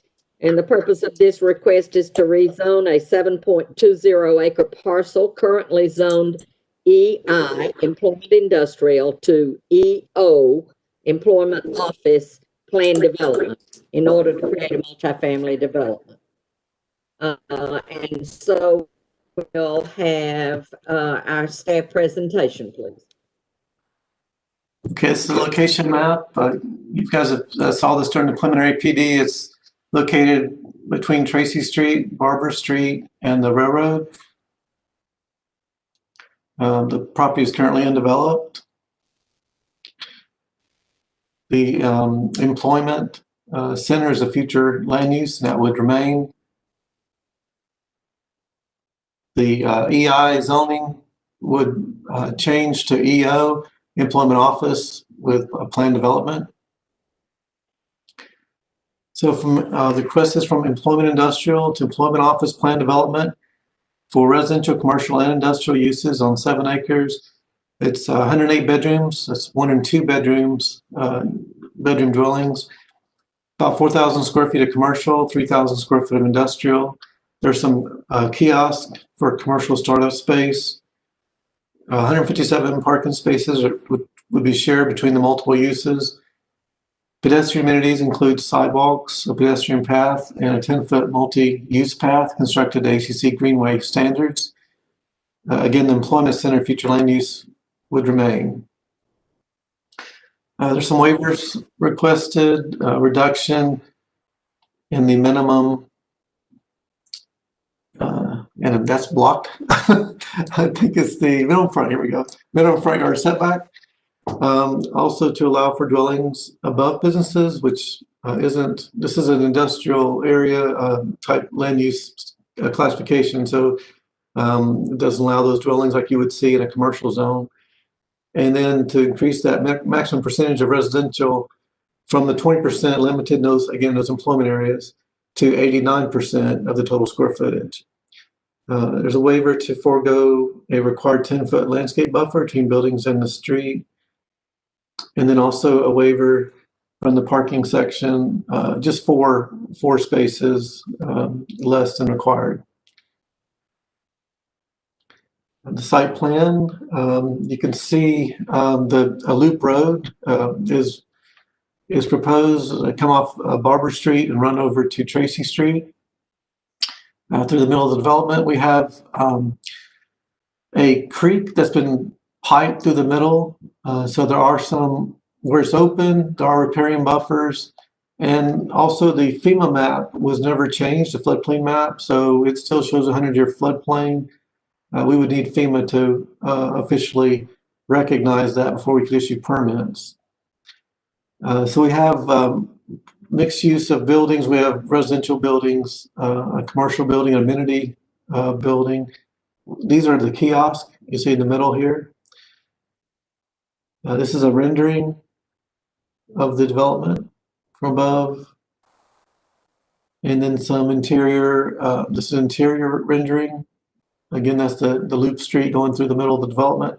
And then this building would appear on Tracy Street. Staff is recommending denial, being that there's no proposal to change the employment, future land use, or the EO zoning, which is based on manufacturing and large employment type development. Residential in those areas are meant to be minimal. And in this case, we have 89% residential development as a proportion of the total square footage. So it's quite opposite of what the zoning and future land use call for. There's also a concern of the negative effect on the nearby industrial investment across the street, directly across the street for one, with the concrete batch plant.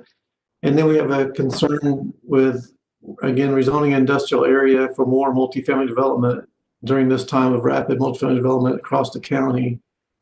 So basically what we're seeing is affordable housing sometimes is being offered, but we're putting it in the worst places in the county. So there's other technical concerns. We have remote parking. Certain buildings, the parking is pretty remote away from the buildings. Again, that FEMA map revision is needed. And Public Works earlier had called for 12-foot travel lanes as a commercial street.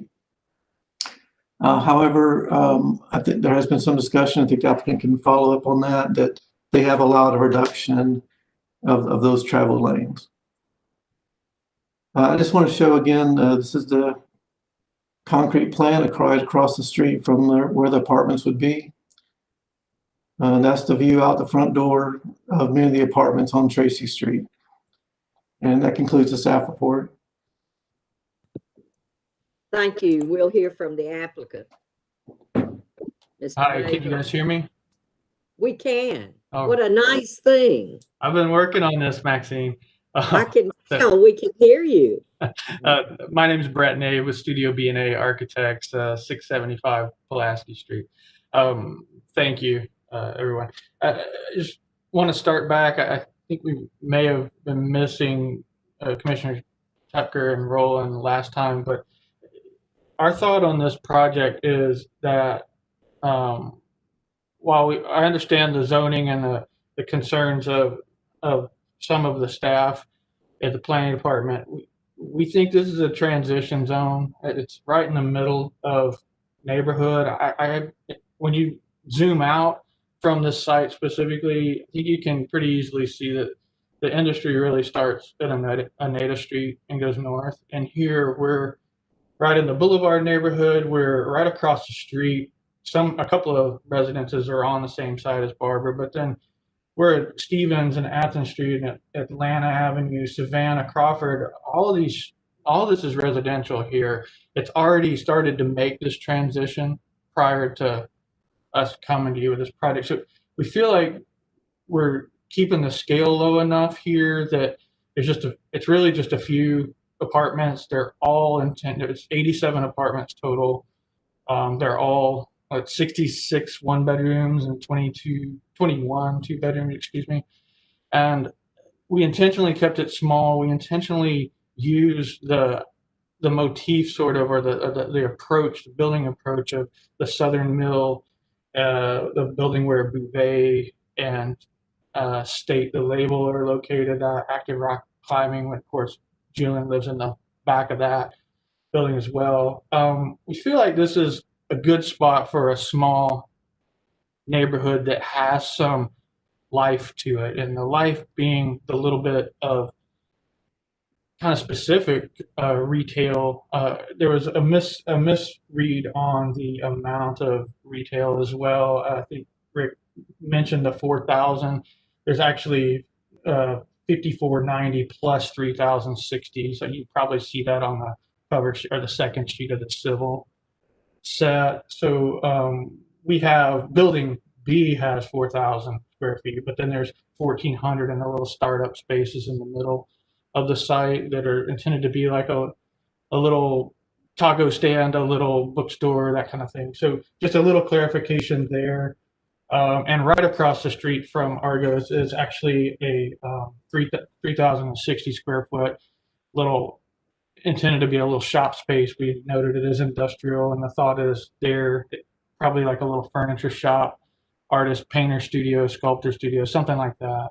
But the idea here really is to bring this, add some energy to this area. It's already got some cool factor with the Tracy warehouses, and Canopy's moving a little bit down the road, so that's gonna take some of the fun out of that, but I'm sure somebody else fun, it's Athens, somebody's gonna pick that really interesting space up. So that's really honestly our approach. I do think this is a good space for place for something of this scale with this kind of tiny vibe to it. It is set up. My understanding of the rents, even before the 10% that our client intends to offer for the voluntary inclusionary, and somebody can check me on the math. I know Sarah's on this, Commissioner Beresford's on this committee, but I think that their rent for a 1-bedroom without the utilities is about what did it say? Hang on, sorry, I have to check myself here before I misspeak. $945 with cable and internet, so not with utilities, but without utilities, that's about 84%, I think, of AMI. So probably even with rent and utilities, they'll back those up, but I think they're going to be in that somewhere in that 80 to 100% range for what they can offer there. So just wanted to, we didn't really talk about that last time. We did. I'm going to stop a little short here because Joseph Bates from Smith Planning is going to add in a few things. But Rick, could you very quickly jump to slide number 3 that I left you with that PowerPoint? There were a couple of questions. Yeah, and there you go. Thank you, Rick. There were a couple of comments last time about how you connect through this site, and this is actually the path of the Greenway Trail proposed through a private site. You can see the dashed red line in the upper tile, and how we've connected through with this treed boulevard, and we also have pathways through that park, which are the green dash. So the intent is to bring people through here, and we do think that people will come from one edge to the other. It's Athens. We don't have fences on the rails. I do think that some people will cross, but the intention, the way we have it designed and set up, is to use the multimodal that is proposed for Baxter and move through the site, through the little kiosk startup spaces, and then along Tracy where it's already active. With Tracy, I would like to talk about the CSX, but I'm probably going to run out of time. But we've been working on that a lot. Marcy White, maybe, I can't tell if she's in the room to speak or not, but we've been working together regularly, just almost every few days. And we also just had a pretty good conversation with Melissa Link, who's been helping us by talking with Blaine and so on. So if we can talk about that later, but Joseph has some prettier things to talk about than me, so I'm going to yield a little bit of time to Joseph Bates here, please. Mr. Bates? Yes. Good evening. My name is Joseph Bates of Smith Planning Group, 1022 12 Oaks Place. I wanted to discuss the site plan and then address a few staff concerns. I got a couple minutes here. I'm at about 3 minutes right now, Joseph. All right. One of our favorite components of this project is that central green space. We see this as an inviting node and a destination along this future Greenway Trail that's for this development, but also for the surrounding neighborhood. And honestly, we're quite proud to be able to build this 10-foot wide multi-use path as part of the Greenway plan. We expect this to be busy. You've got cyclists, pedestrians using this space. I think once there's full build out of Barber Street multi-use trail, the trail along the rail that's proposed to connect this site with Pulaski, and ultimately there'll be a trail connecting to Normaltown. We see this as a community amenity. And, the core of this community green space is a plaza where the stream and the Greenway Trail converge. And we also have meandering trails along the creek under the canopy. Got picnic tables, benches, spots for folks to hang out and, maybe hang a hammock, read a book. Because we see this as a pedestrian-oriented development, we're intentionally proposing those narrower 10-foot lanes along the private street. ACC Transportation was requesting 12-foot lanes. But we want traffic to slow down as folks drive through this site. We don't want people flying through. And so we discussed this with ACC Transportation, and they've agreed to allow us to go to a 10-foot 6-inch lane. And as long as we strike the center line, so the development is good with a condition that requires this private street lane width to be 10-foot 6 and center line striped. And then to clarify on the floodplain concern, we have an approved LOMA, a letter of map amendment with FEMA. And we have a note on the site plan, and also updated floodplain is depicted on the plan, and we're not encroaching on that floodplain. And then finally, parking. Parking is always a challenge for us. We want parking close to the front door to be convenient, but then we don't want it to look bad. We want lots of parking, but we don't want parking lots. And so we feel this tension, and we, the development team, are prioritizing the pedestrian here. We're prioritizing landscaping and trees over paving. We find it difficult to create ideal parking and still create a nice place. So we're requesting you let the market kind of drive the parking location and count in this position, in this project. And end of the day, I believe we're asking for a modest parking waiver of 4 spaces. And I believe at the end of the day, community would prefer a park over 5 to 10 more parking spaces. Thank you for your time. Thank you very much. And so now we will move to public input.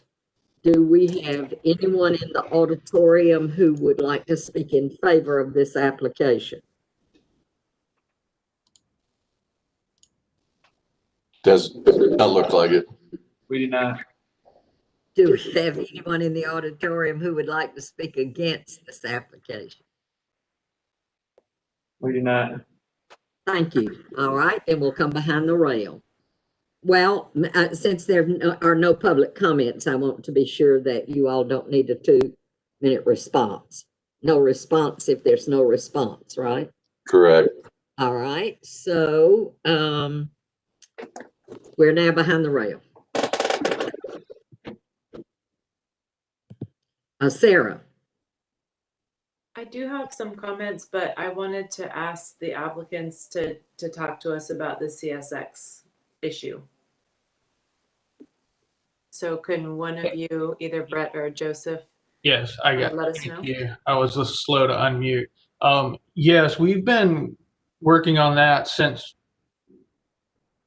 we met Marcy, which was actually before our last hearing, and Melissa's helped out a good bit. I'm sorry, I'm going to quickly pull up his email so I can just reference something. Right now, Marcy kind of took the task of reaching out to residents and all along from Southern Mill as far as she could over to Pulaski, and I took the task of reaching out to all the businesses. And she has a list of around 200 residents currently, and our business list is well over 50. It's everybody. We got every response we got was yes and exclamation marks, and we absolutely support it. So there's that. The small group, this little small neighborhood, is very much in favor, both residents and businesses. So with that, we've got the much bigger task of something that will take way longer than this project. And so we reached out to Melissa Link to talk about how to, I don't even personally really know how to initiate something like this. And she's been really good to start the conversation. And she reached out to initially with, I think it was December 3rd, she reached out to Blaine Williams and Mayor Gertz and kind of presented the idea of this quiet zone on behalf of what we're trying to help with now. We're definitely very involved at this point. And it looks like Blaine, it took till right after Christmas, but it looks like he really started doing some research. I think he says staff, and Brad or Rick can tell me, I'm not sure if that means planning staff or some other staff, but he said he's talked with staff, and staff is discussing things with GDOT, just trying to figure out how to do this. He's figured out rough costs, which is a lot, somewhere in the $375,000 to $350,000, or excuse me, $375,000 to $400,000 range, just for Tracy area. And there would be other things. So if effectively, we're still working on it. I had about an hour and a half conversation with Commissioner Link today, and also with Marcy afterwards. just talking through, how the committee works with small T-SPLOST projects, or how someone can petition or present. And so I'm very green on it, but we're beginning to understand that. And I think that's the route that Commissioner Lang thinks we'll need to go. We have another call with all three of us at the same time tomorrow to just kind of follow through. But that's really where we're at. We have a lot of community support. We know it's a long game to do this, but I think everyone involved fully understands that. I mean, there's so many projects that need to be done in so many parts of Athens that, saying, oh gosh, the horn's blaring right here is, not necessarily the most important thing.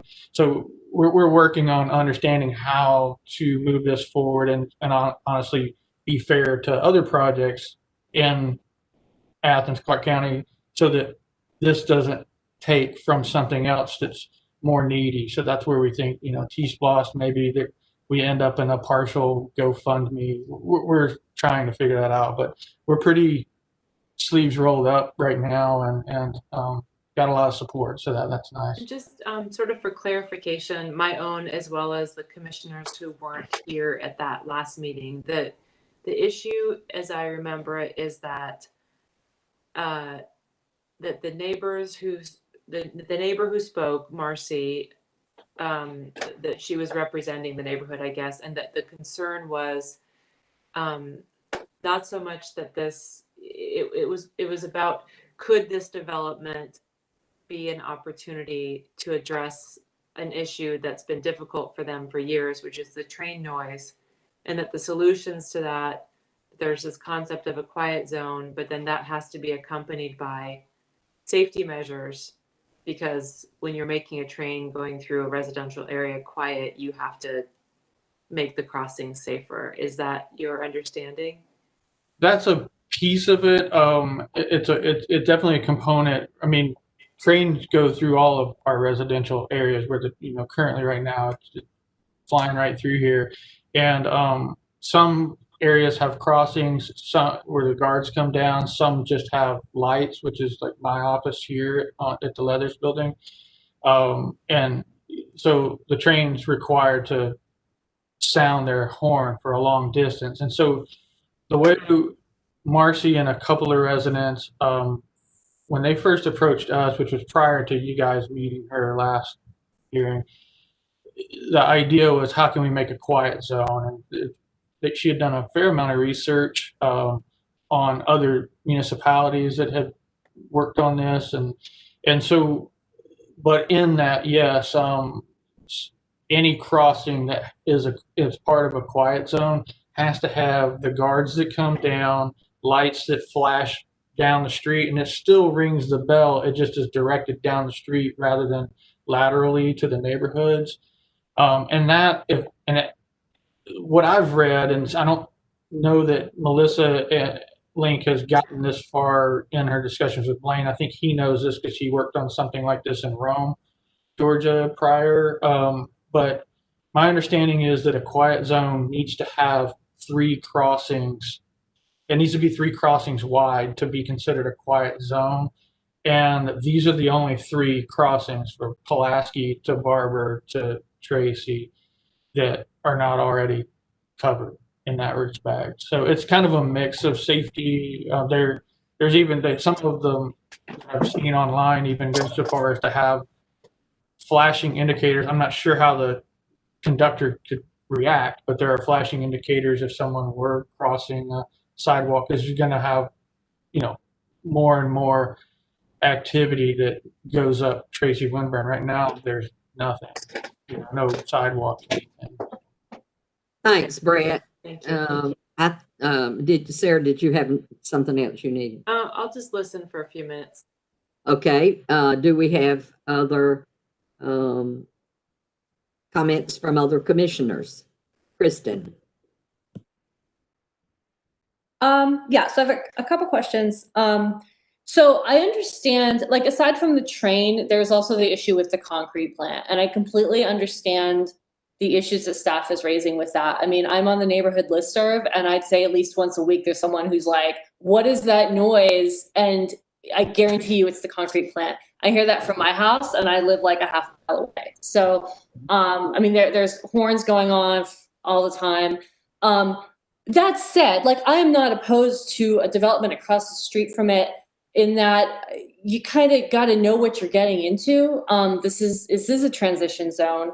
But I wonder, like, from the perspective of, like, I don't want this business to feel like they're getting driven out because there's residential going in across the street from them. So maybe this is a question for Brad. Like, I mean, is there any, like, sort of guarantees or anything that can be given to the business that, like, you know, they're not going to get fined for, like, noise violations or things like that? Like, these are, because I mean, it's legit. Like, there's people already complaining about it who don't even live across the street from this business. I mean, we generally, you know, in an area like this, industrial uses are allowed to make noise, you know, and especially industrial uses that have been there a long time. You know, the biggest concern is not necessarily from, you know, municipal fining or citations or things like that. It's just, you know, continued complaining, and, you know, harassment's probably a strong word, but, you know, I can tell you that, you know, we have been dealing for the last several months with people that have moved into the new homes built over in Newtown, over on Atlanta and some Athens Avenue that have recently been built, you know, that we've been trying to chase noise complaints. And, you know, there's a concrete plant there, and there's a water treatment plant, and there's a block plant on College Avenue that is really pretty close to these houses that I can't touch those. They've been there for 60 and 70 years. But, you know, that's just, it's more of a problem that we're trying to, you know, from a standpoint of us recommending this should be done. That's the concern we're trying to raise, just to at least make you aware before you make your decision.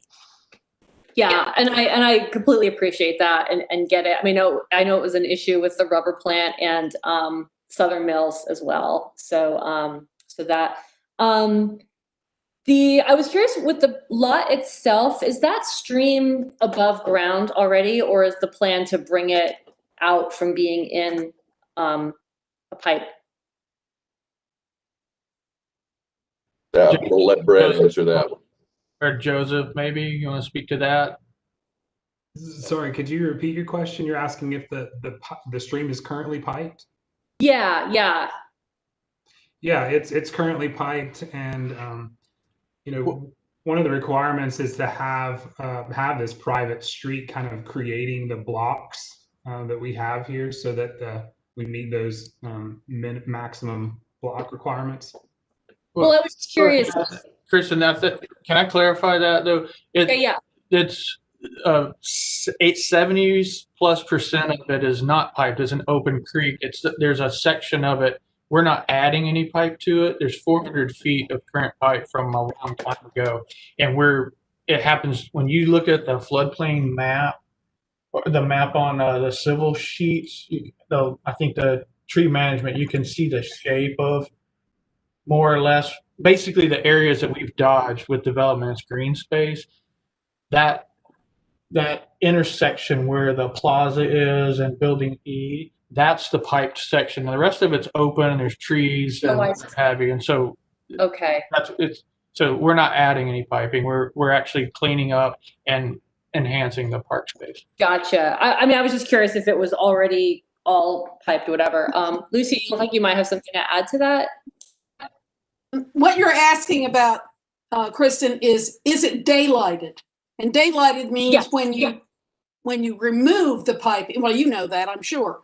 When you remove the piping and put it back into being a stream. Is that what you're asking? Yeah, I mean, it was just one of those where I haven't been like rambling all the way through this property, and I've always heard stories about like the spring over here. I just wasn't sure if the whole thing had been piped or if there was some open spots or what the status was and how this development might be changing that. So that's what you're asking, and I think Brett can probably answer that question. Are you going to daylight any of this stream? Yeah. They currently, Rick, let me see what slide to pull up here real quick, Rick. I'm sorry. Can we just go to slide number 1, Rick, please? That's close enough, I think. Yeah, one more there. Thank you, Rick. So, Rick, maybe you can help me with a cursor too. If you could point towards where building E is, that very small building. Oh, yeah. Yes, there. From there and then to the right of the plaza, Rick, if you could move your cursor there. Thank you. From that length is about 400 feet, and that is currently a pipe. All of the rest of it is daylighted, and it's kind of kudzu, but about a dozen pretty nice trees. And so the idea is to clean all of that up and add a lot of landscaping and parking. Okay, gotcha. That makes sense. Thank you. Thanks, Rick. And then the only other question I have is on that, actually, Rick, that picture that you just had up. Oh, sorry. No, you're fine. There's 3 buildings along Barber Street, and I guess I was also a little confused in looking at the renderings because there's all this parking that's like laid out there. That second building up on the right, I have no idea what that is. Is that like a future thing, that 615 Barber? Because as far as I know, it's just like, I mean, did I miss something? Is that? No, you haven't. Oh, am I unmuted? Sorry, do I respond now? Yeah. Yeah, Okay. respond. You Yeah. haven't missed anything. That is an invisible building at this point. It's permitted. Joseph Pruitt owns the building next door, which to the south where Bouvet and State are. He actually is there.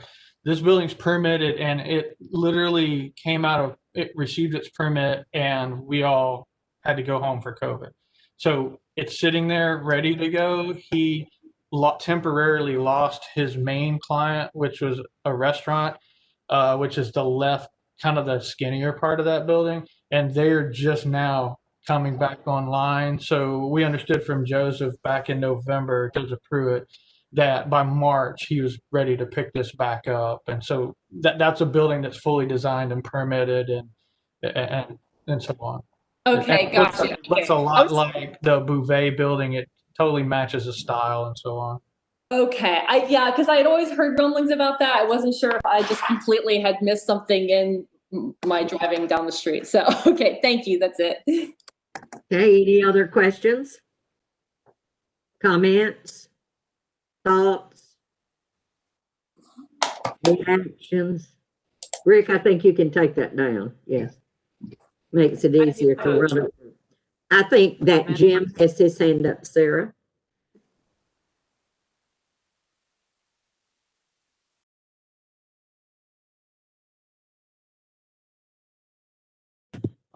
Jim?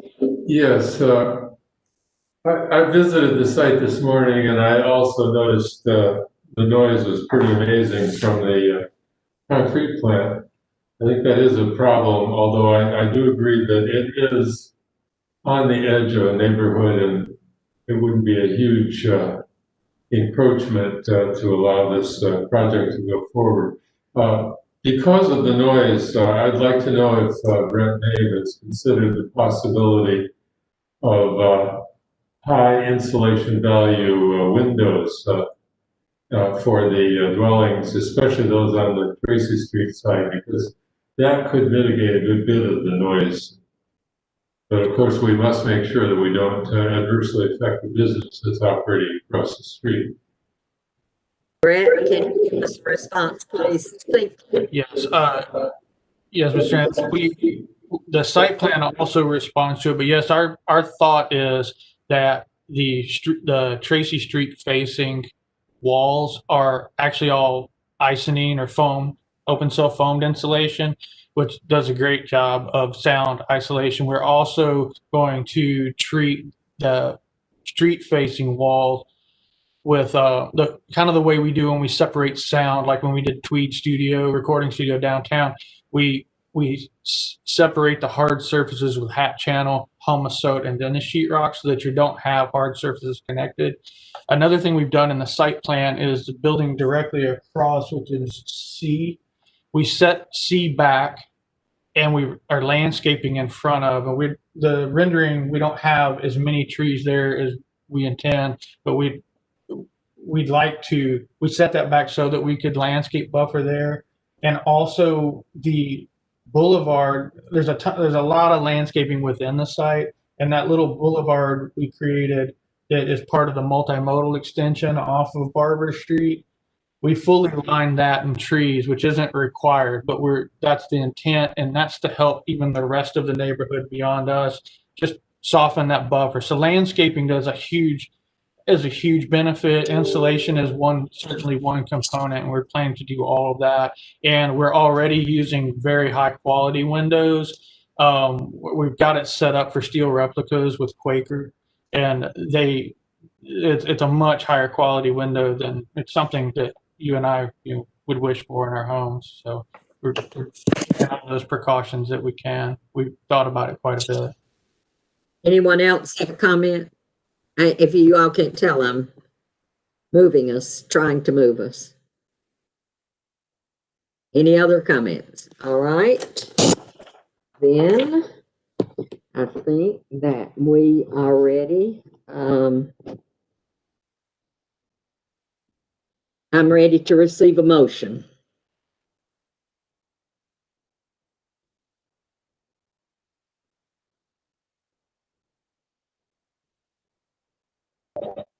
Kristen?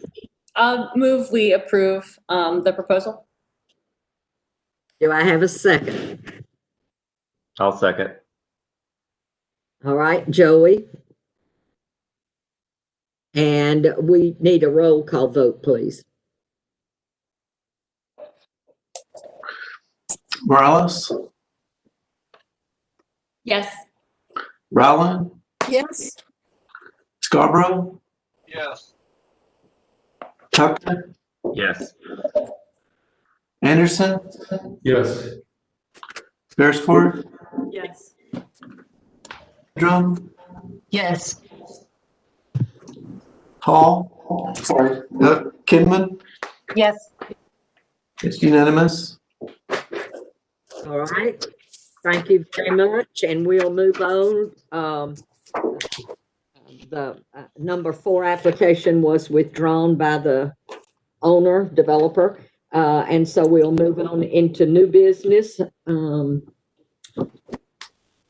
This is a preliminary plan development. Case number PD-2020-12-3493 at 437 Little Oak Street. And the purpose of this request is to take a parcel that's currently zoned RS5, single family residential, with approximately 7.5 acres of property residing in the airport overlay, and rezone it to an RS5 airport overlay, which planned development. So, Rick, can you tell us about this application? Okay. Yes, 437 Little Oak Street. Should look familiar. We had a multifamily application on this property a few months ago that was later withdrawn. This is the property off of Little Oak Street. Georgia Railroad Street's here. It stubs into the property, and then Brad Street on the backside. The dotted area is the airport overlay.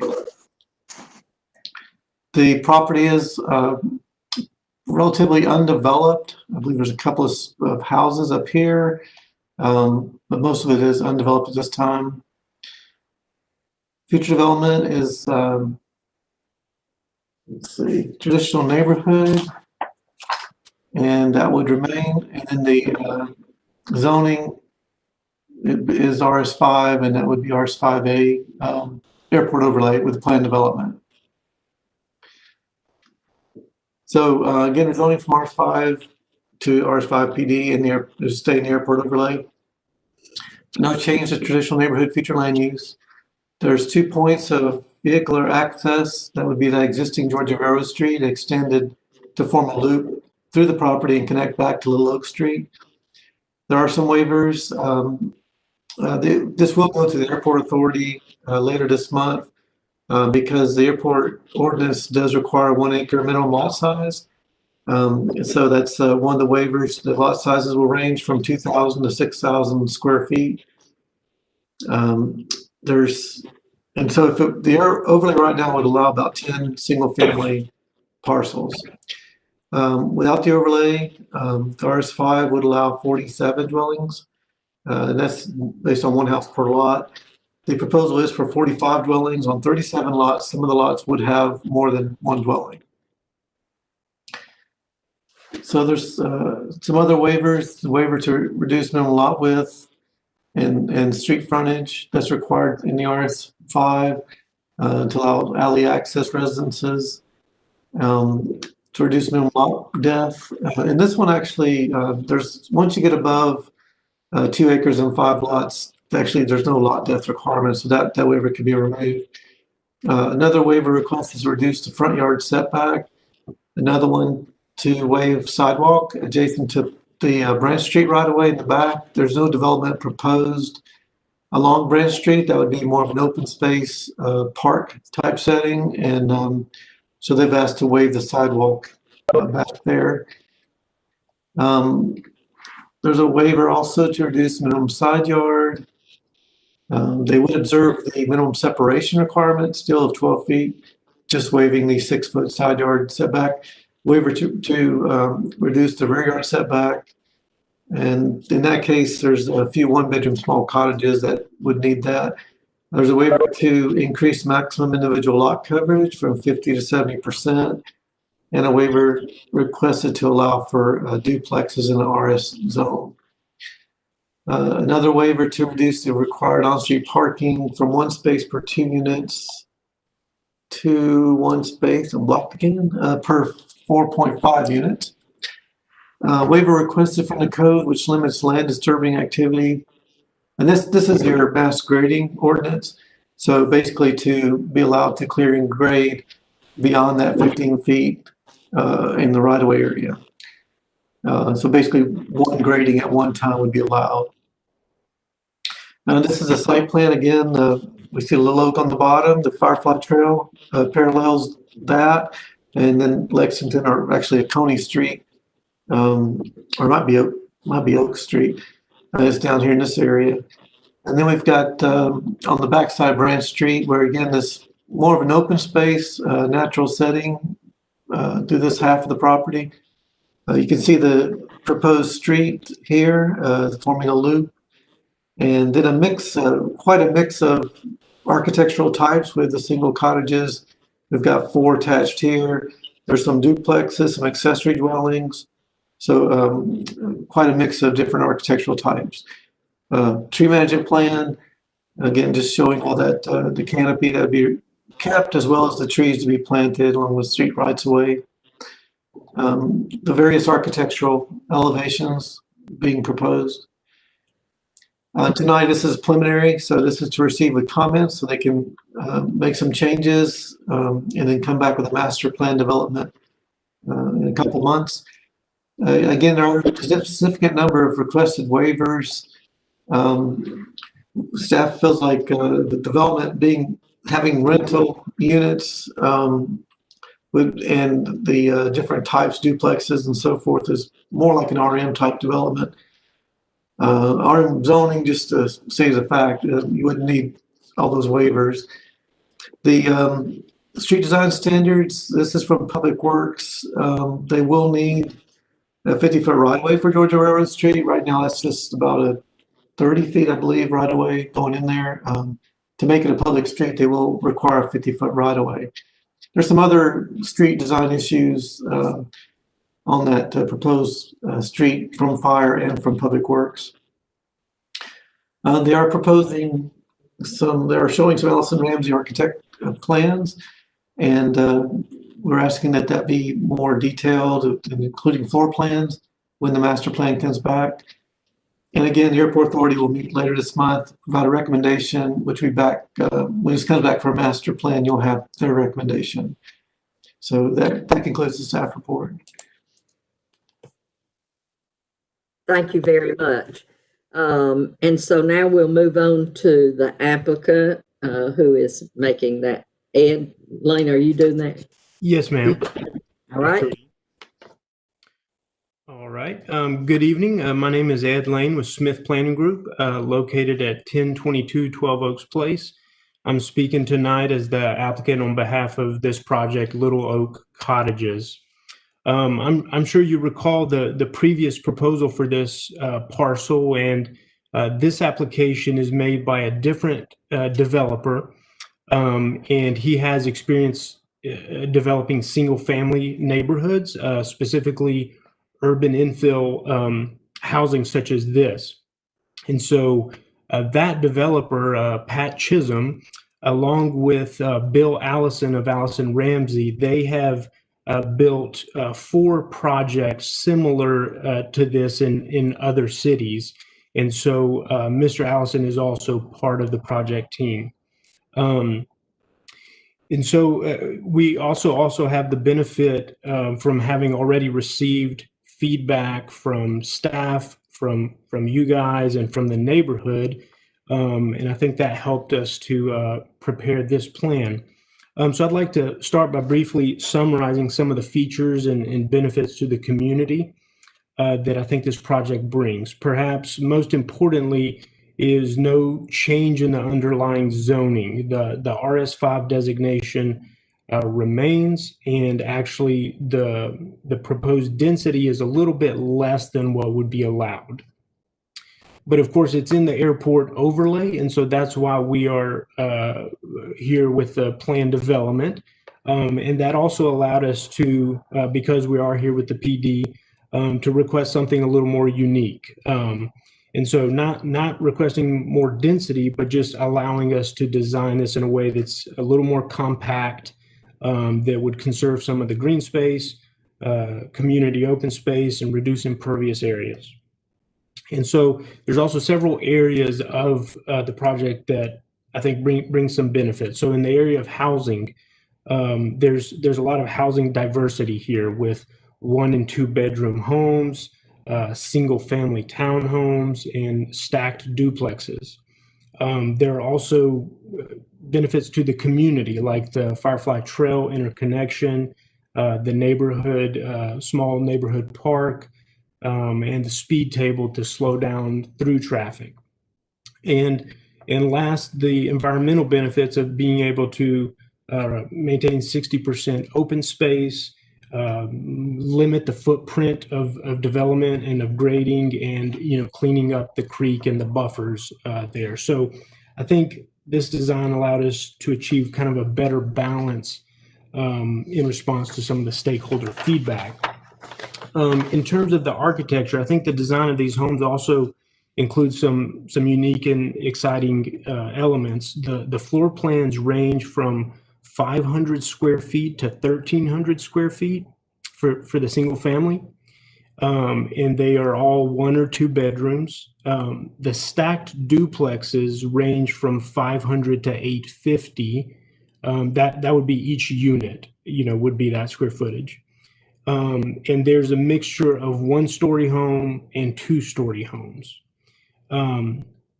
Also, I'll say that, these feature what I'll call like real front porches that are, at least 6 to 8 feet deep, that becomes a nice extension of those homes where someone would want to be. And the foundations, we have flexibility here with being built on crawl space, which with the topography on this site is very helpful to get the grades to work out. So this housing mix kind of allows this compact, cozy neighborhood that preserves this open space both in the center and around, and helps to reduce the construction costs to, I think, achieve an important goal, which is affordability and attainable housing in a location like this. So, for example, just using the average comparable sale price for some of the other homes that have sold in this neighborhood and around this property, if you apply that here to these homes and these square footages, make a small adjustment for the fact that these are new homes, these homes, we would expect them to be in the 130,000 to 260,000. Of course, that low end side would be your 1-bedroom home, that's very modestly sized. And then that higher end would be some, which are still modestly sized homes, but a little bigger, or these, the duplexes. And, these are high quality homes and, designed by an architect, and provide a housing mix with different ways to enter into home ownership. So at the same time, the current land development code is not very accommodating for this type of housing and this type of development. So similar to some of the cottage courts and pocket neighborhoods that we have brought before this body before, many waivers were required to get this to work. And so I know that's a lot of waivers is unusual. It's not desirable. But we felt like on a project like this, kind of meeting the various goals we were trying to meet for a unique development like this, it didn't neatly fit into our code. And so with all of these waivers, there were trade-offs that we were evaluating. We could get rid of some of these waivers, but that would have an impact to open space, the limits of grading, the impervious area, the aesthetics, the massing of this community. And so we made some trade-offs there, and would be eager to hear your feedback on how we did evaluating those trade-offs. Lastly, I'd like to use the rest of the time to mention two significant items I think that we would definitely like your feedback on. And staff has given us good feedback on a lot of technical matters that I know we have to work on. But what I wanted to talk about was, one, in preparing this application, we met with the neighborhood residents, and they expressed several key desires of what they would like to see. Now, by no means is this a complete list. I'm really just hitting the high points, but some of the non-negotiables, I guess you could say, were single-family housing, affordable, attainable home prices, and cooperation with the East Athens Development Corporation. And so this project does propose setting aside 4 of those lots under voluntary inclusionary housing. The EADC does not currently have a mechanism, say like the Athens Land Trust, for a 99-year perpetual lease. They don't have that mechanism, nor, at least in our conversations, intend to obtain that mechanism anytime soon. And so the coordination with them is really under just the voluntary program. And in addition to that, they came up with some creative ways that are outlined in our report of how to partner with this developer. And this developer's all for it. It seems some of the ideas they had seem like win-wins, that there's no problem on his side. But I can understand from Brad and staff, some of those measures can be difficult to make binding or to be enforceable. But just wanted to to be straightforward with, we have no problem working with them on that.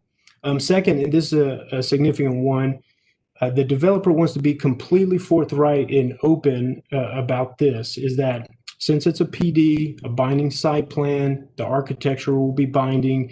He intends to build it in one phase and build the homes according to the plan. Following construction, he would like to maintain ownership of the lots and the homes for at least 3 years in order to begin to recoup some of those upfront development costs. Now, I know that one developer owning multiple lots, this is a dynamic that we see in a housing crisis and with runaway development costs, and it's not desirable. But the reason I mention it is we're not sure what the alternative is, because if he instead said, you know what, I am just going to sell them as soon as they're complete, we're not sure what would keep another developer from purchasing all 37 from him. And then essentially he has passed that value on to someone else, and the neighborhood is left with the same thing. And so the strategy here is to, beyond that 3-year mark, he would have several opportunities to exit out of his investment over time. And so, over time, as the market would dictate, he could sell them. And ultimately, he would probably hang on to some, and there would be a mixture of single-family rentals and single-family owners. And about 30 seconds, Ed.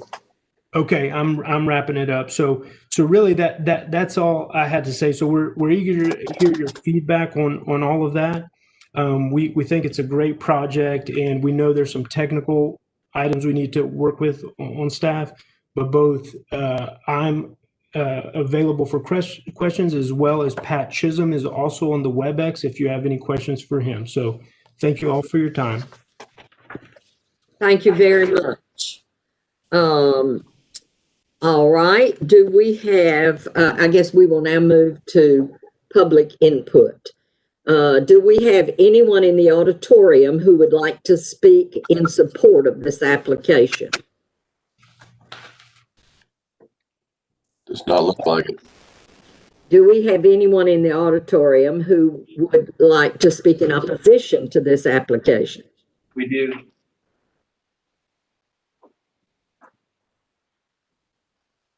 Can I leave my mask on? Absolutely. Okay. My name's Rick Saxon. I live at 357 Little Oak Street.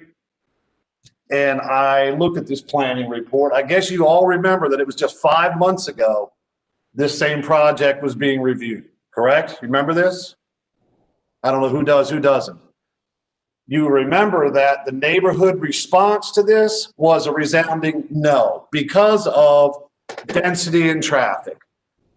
You start looking at this planning report, you're looking at 10 waivers. And I thought at first, well, it's a little bit of tweaking.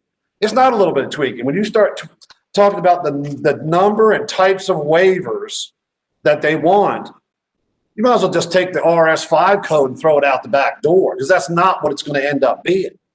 You're taking lot sizes and you're putting them right down to 30 by 40. You're taking 6-foot side setback and eliminating that to create duplexes. The neighborhood still has signs all over the place that say no multifamily housing. I'm not saying the project can't be done. It just can't be done with this amount of density. You know, you start looking at number of parking places with visitors, a possibility of around 100 cars on that space. Where are they going to go? You only got 2 little intersections right there on Englewood and Little Oak, and all the way on the other end, which is actually bends backwards around the bike trail. Where are the cars going to go? The resounding no before was because too much density, too much traffic. Doesn't really seem to change. When I look at that plan that was drawn, the architectural plan, too much density. It's the same thing. I mean, this was only 5 months ago. So I don't know why you think the neighborhood's ideas all changed in five months. They didn't. There might be less people here because it's winter time. There might be less people here because there's a pandemic going on. But if you went around and talked to the same people, their feelings are going to be the same. So that's my comment, and I guarantee I've talked to the other neighbors. I don't know who you've talked to in the neighborhood, but I've been talking to the people in the neighborhood. I know them all. I've lived there for 10 years. And they're not, the ideas haven't changed. If there were less density, the project would work. But this application as it stands, no, no, and no. Thank you very much. Thank you very much. Is there anyone else in the auditorium who would like to speak in opposition to this application? That's it. All right. So Ed, you have a 2-minute response opportunity. Okay, I'll just very briefly mention a couple of things. In comparison to the last submittal, this represents 30 less units than that and 96 less beds.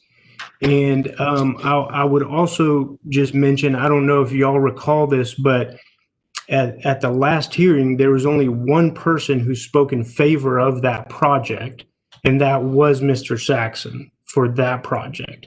And he is now against this. And I'll also mention I could tell you the names of who I've spoken to, but it's many people in the neighborhood. And I mean, don't get me wrong, I'm not saying that they're all in favor of it, but they like this a lot more, you know. So anyway, that's what I'll say. Thank you. Okay, now we have opportunity to come behind the rail for discussion amongst commissioners. Lucy. I've seen master plan developments that I liked less than this, to be perfectly honest. And I think it's very interesting that Bill Allison, did I get that right? It was Bill Allison, Ed? That's yep. Right. That's right. That Al and Ramsey have signed on to this as partners. Is that correct? Oh, sorry. I mean, they are architects, not in the ownership. But correct. Yeah. I mean, we've had design meetings where Bill Allison is on the phone and working with us on this. Okay, because them for years, and this is actually the kind of area and the kind of development that they excel in. This is not something that, I mean, they're not architects that are going out there and building, mansions. That isn't what they do. And I do like the design, the land design that they've got in this for Little Oak Street. I think it'll work very well with this. I don't have an awful lot of negative things to say about this, to be perfectly honest. I think there's an awful lot of good here. They have compacted. They're talking about doing what is the missing middle is built into this. And that's the kind of thing we want to see developed in this part of Athens, is the missing middle, as well as other parts of Athens where you've got some vacant land. This is, the only reason this is coming before us, as far as I can tell, is because it's in the airport overlay zone. I think this is a really, really good development. I don't have anything negative to say about it, in spite of the fact there are a lot of waivers. A lot of the waivers are coming from the fact that it's in the airport overlay zone. Done? Muted. You all knew what my lip movement was saying. Any other comments? Okay, Kristen, and then Jeff. Yeah, I just wanted to give you all like a standing ovation for this. I mean, like looking at what we saw the last time, I mean, it's almost like I want to see this taught in like a college course of like 2 different ways you can use a piece of property and how this one. The thing about this property is that it has that stream in the back. The topography is so wonky, but I really feel like this uses that to its advantage. And I see this as an asset to the neighborhood. One thing that maybe the next time this comes before us, I would love to see some like sort of street renderings of like how the houses are in relation to each other. I mean, I happen to live near a development where there were a lot of houses in a little area, and I think people were struck by just how tightly packed everything was. So I just think that that's a good thing to see before we get into something like this, just to kind of allay any fears of like how tight the houses are. Because I think things look one way from above, but when you're actually on the street and you see these houses, even if they're not that big, they still look uncomfortably close. I did want to also applaud you for sticking with the RS5. I would much rather go through a bunch of waivers to do something interesting with a development rather than like rezone it to like just kind of cast a broad blanket over it. So thank you for doing that. And yeah, I think that's it. So thank you. Okay. Jeff?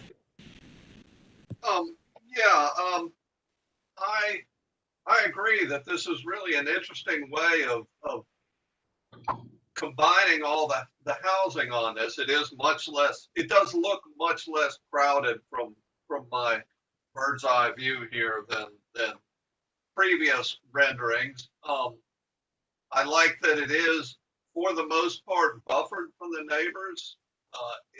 And that's something that I would like to see is how the canopy and the buffer between them and the existing homes, how that maintains or to what extent it maintains the view of the neighbors into this property. If they'll be able to see any rooftops or anything at all would be interesting.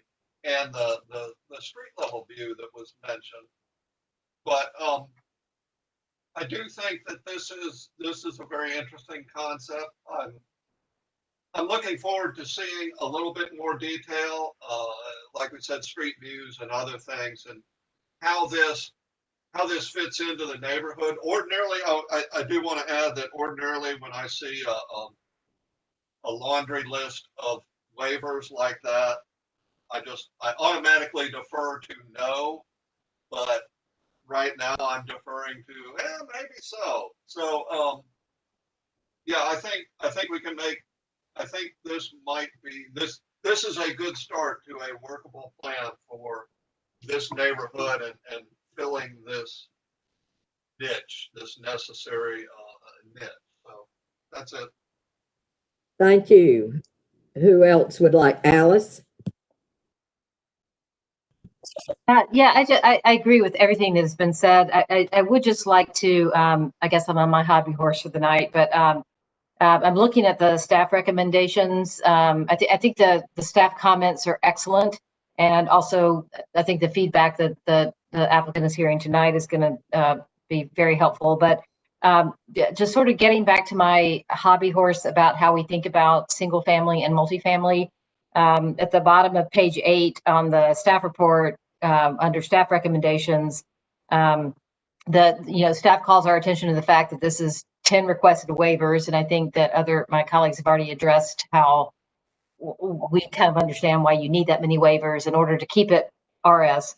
But you can see that the next sentence, the proposed development less resembles an RS zone subdivision than one in an RM zone, and then sentence, and then over on the next page, these whatever waivers would also be unnecessary with an RM1 mixed density residential zoning. And again, I read that language and I just and I hear the staff report tonight and I hear the applicant's report tonight, and I think we've got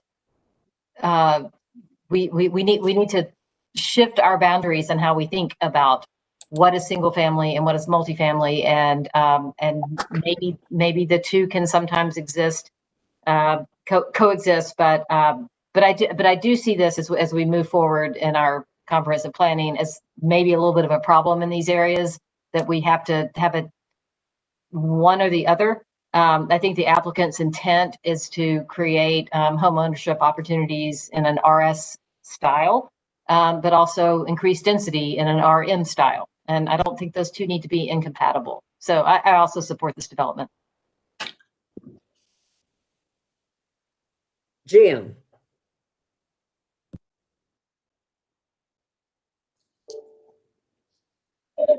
Okay, I'm generally favorably in favor of this project. I think it's got a lot of good ideas, and as you point out, there are a number of waivers because our present system is designed to handle some of these things.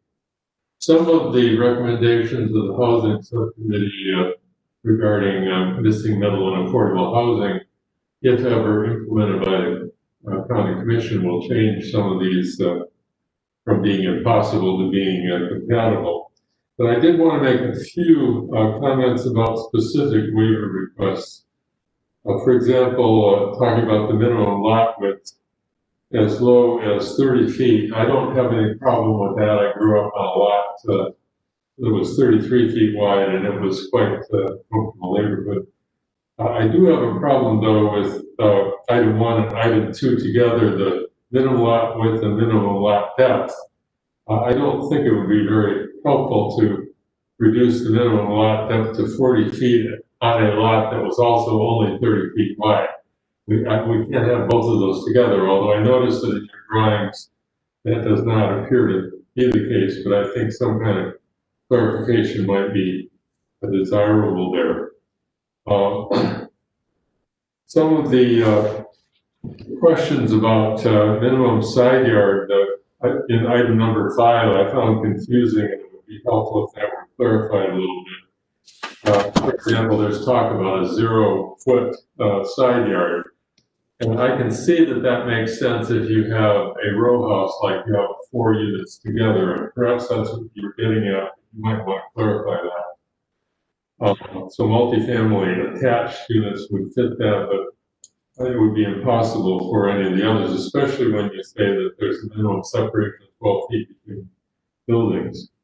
I did not like variance number 6, requesting a waiver to reduce the rear yard setback from 10 feet to 5 feet. for one-bedroom small cottages, of which there were supposed to be 2.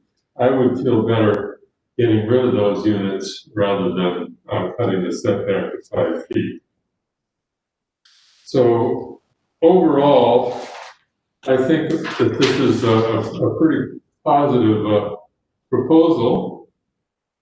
And again, if you look at item number 10, that waiver would possibly not be necessary if some of the land use subcommittee's proposals for moving dirt are adopted eventually. And so overall, I think it's a very good start, and I look forward to seeing more. But I would like to see a little bit more detail, as pointed out by others. Thank you. Anyone else? Sarah? I think that my enthusiasm about this project is a little more muted than my fellow commissioners. I certainly am happy to see a much improved proposal since the last time we saw something for this site. And I guess I'm most interested in, like, I think all the staff comments are great. I'm most interested in the housing affordability piece.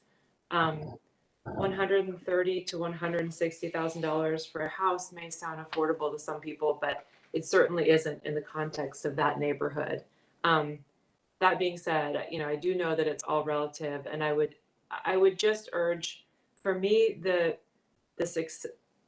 with the community conversation, as well as the conversation on this commission about the importance of affordable housing, to me, what you guys are able to figure out, whether it's with the, you know, there might be limitations in what you can do with the East Athens Development Corporation, but to me, my approval or my recommendation about this project hinges on that piece. That's the most important piece to me.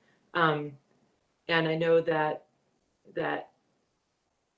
I think I can speak for my absent but fellow Commissioner Matt, that sat on the Affordable Housing Committee with me, that I think many of us, you know, really believe in the importance of introducing that kind of housing into Athens. I'm concerned that otherwise this just kind of becomes like infill boutique housing that has the effect of gentrifying a neighborhood. That's my concern. But all that being said, from a design standpoint, it's great. I love the green space. I love the way that the adjacent neighborhood is invited into the site. I think that was really thoughtfully done, and I appreciate that. So my issue is with the affordability part of it. Ed, at the end of your presentation, you mentioned a couple of issues, and one of them you were asking, and I didn't really understand the question when you were asking about sort of the owners or the developers' concern about ownership, sort of wanting to be able to own for 3 years. Can you clarify that question? Sure. Well, we wanted to be, because when we met with the neighborhood, these are single family fee simple lots as far as a zoning category, you know, that is how it is. But he wanted to be forthright that in order for this investment to work in the beginning, when he builds it and develops it, he will have to hold on to those lots.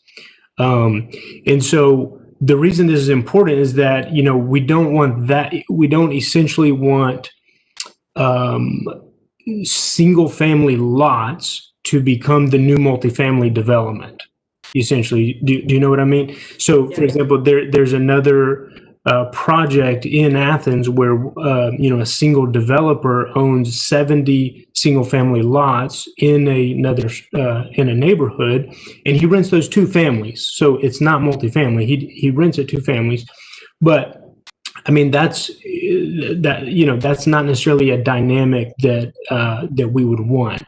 And so, but when we were trying to discuss this, we didn't know how to avoid that fact that a single family home can be owned and rented. I mean, essentially, is that, either in the existing neighborhood or not, unless you live in a neighborhood with covenants that are still in order where you're not allowed to rent, as you agree, there's no way to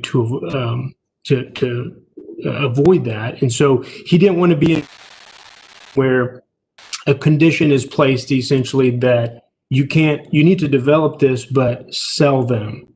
And the concern was another developer, because he wouldn't be able to discriminate against who, he sold it to. And so another developer would come and buy them and essentially take that over, and perhaps lose some of the vision as well. So does that help? I think so. And yeah, I guess so. Were the neighbors, did that come up with the neighbors? Yes. And so was their concern having sort of one person owning all of these cottages in perpetuity? Was there concern that they be rentals? Like what was their concern? Some were definitely concerned with that. I can't say that, there were different people that had different things that, that mattered to them. And so I would say, in our partnership with East Athens Development Corporation, I mean, one of the things that they try to do is educate people on, how you would go about, saving up for a down payment and getting into home ownership. So for them, it would be very important to have some homes that are owner occupied, essentially. And what we talked about is that, yes, that is the goal. And from a zoning perspective, looking into the future, not right now, but say 20 or 30 years from now, that is how this project would be. But he wanted to just be upfront that on day one, that would not be the case. And of course, they didn't like to hear that at first, but they were appreciative that he was being honest, and they kind of understood his conundrum. That's the last conversation we had with them. Okay. I guess what I would end with then is that kind of getting back to, well, you were wondering, you had mentioned earlier that right now that East Athens Development Corporation is not necessarily who you could work with in terms of creating affordable housing units. But so you'll have to explore other avenues or whatever you decide to do. But I wonder if East Athens Development Corporation could play a role in what you're talking about now, not just in the education component, but in the could you all have a conversation with them, or a series of conversations about coming to some sort of agreement with them whereby East Athens Development Corporation is in some way helping, maybe they want to, I don't know how they're staffed. I don't know what kind of resources they actually have to draw upon, and this might be a little pie in the sky, but I guess what I'm thinking about is, could they facilitate something where they have families or individuals that they work with that once they do become available would have first right of refusal, or work with them in some sort of program where they're thinking about not displacing people who have historically lived in this part of town. But I just wonder if that's something to explore a little bit with them. I don't know the extent of what they could do, but some sort of legal agreement with them that they help facilitate that or something like that. Anyway, I just wanted to throw that out there, but I think I'll end it with that. Thank you. Okay, thank you. Any other comments or questions? Jeff?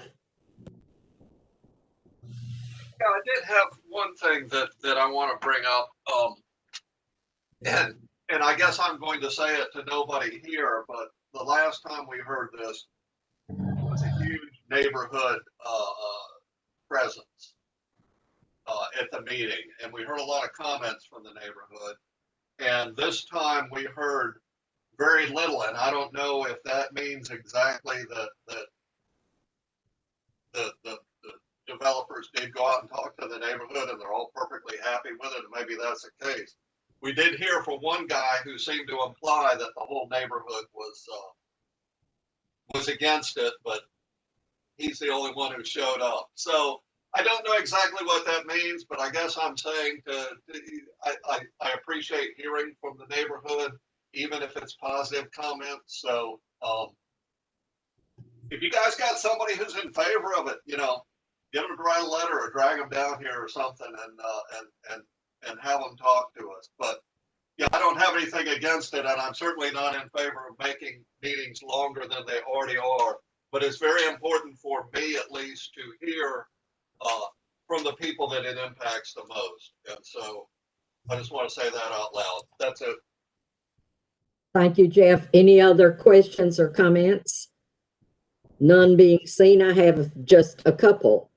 One, I want to say that I really like this. Let me say that again so you all can faint and pick yourself up off the floor. I really like this.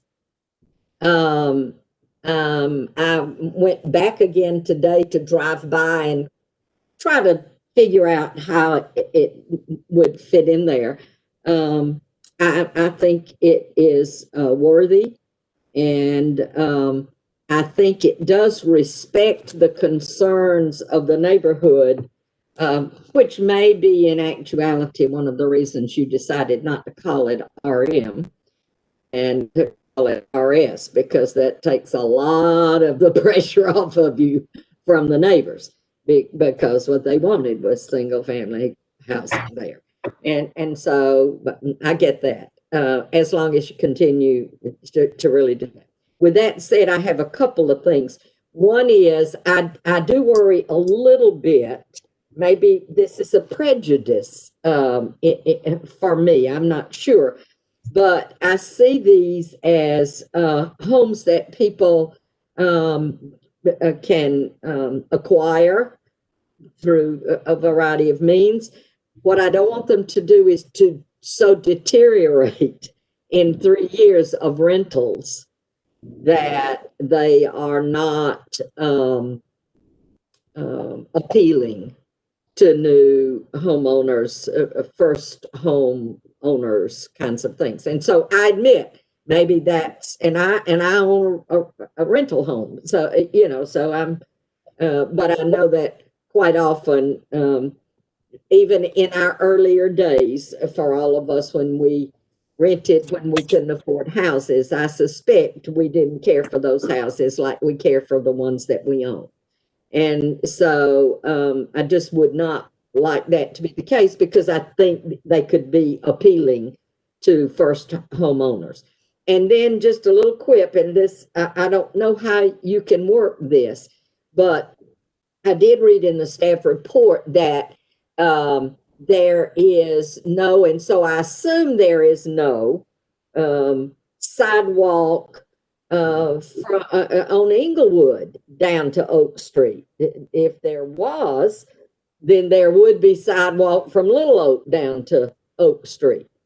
So I'm just having to assume this says while a pedestrian connection to the Firefly Trail is proposed, the proposed development will still lack a sidewalk connection to the nearby Oak Street corridor, commercial corridor. And there are a lot of people walk on Oak Street. We think it's a fast moving, really quick moving. There is a lot of walking up and down Oak Street. If there was any way to do that, I know it's not short.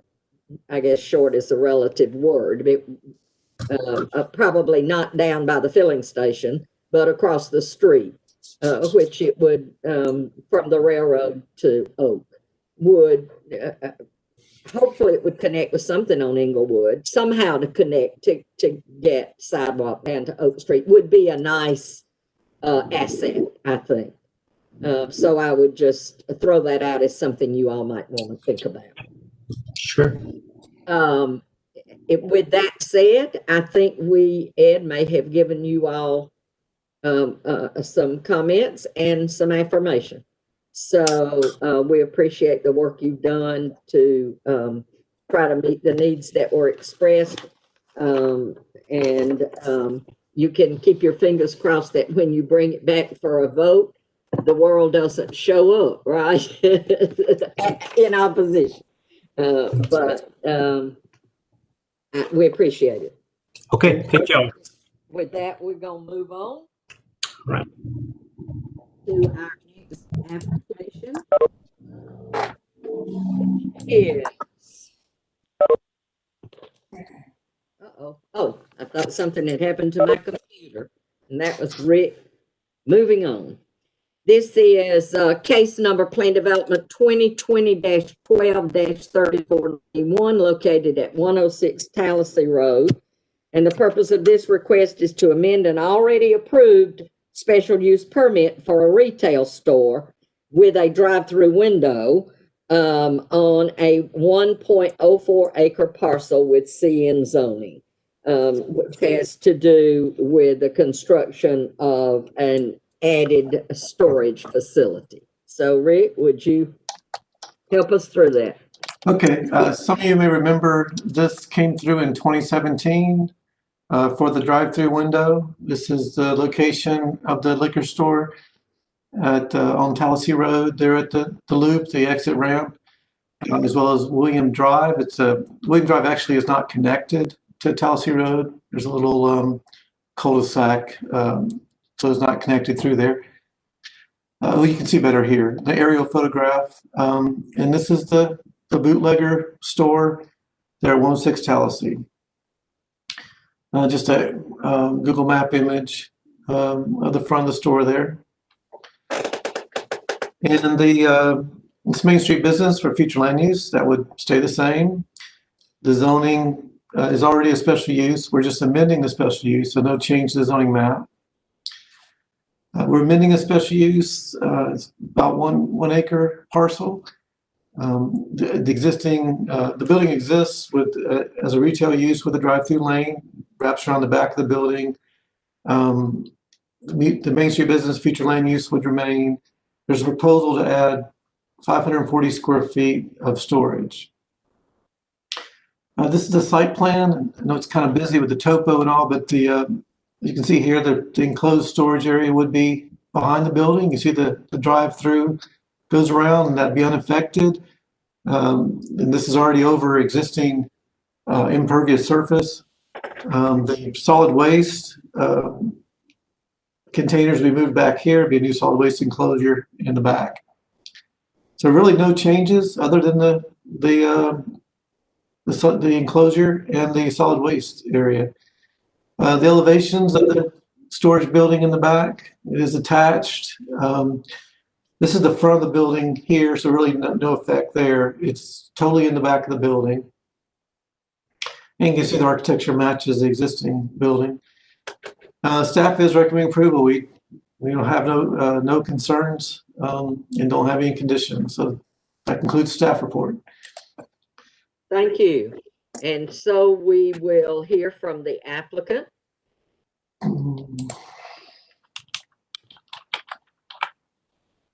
My name is Charlie Armentrout. I'm with Armentrout McLean Chairman. I live at 996 Riverbend Parkway in Athens-Clarke County. And I'm coming before you tonight. I'm going to give you a little bit of history. In 2016, my client purchased this property. It was a tire business facility, and it was somewhat run down. And he invested a lot of money and efforts and upgraded it. And about 80% through construction, he approached me and said, I'd like to get a drive-through. I said, well, that's going to require a special use permit. We then submitted for the special use permit for a drive-through while construction was being completed.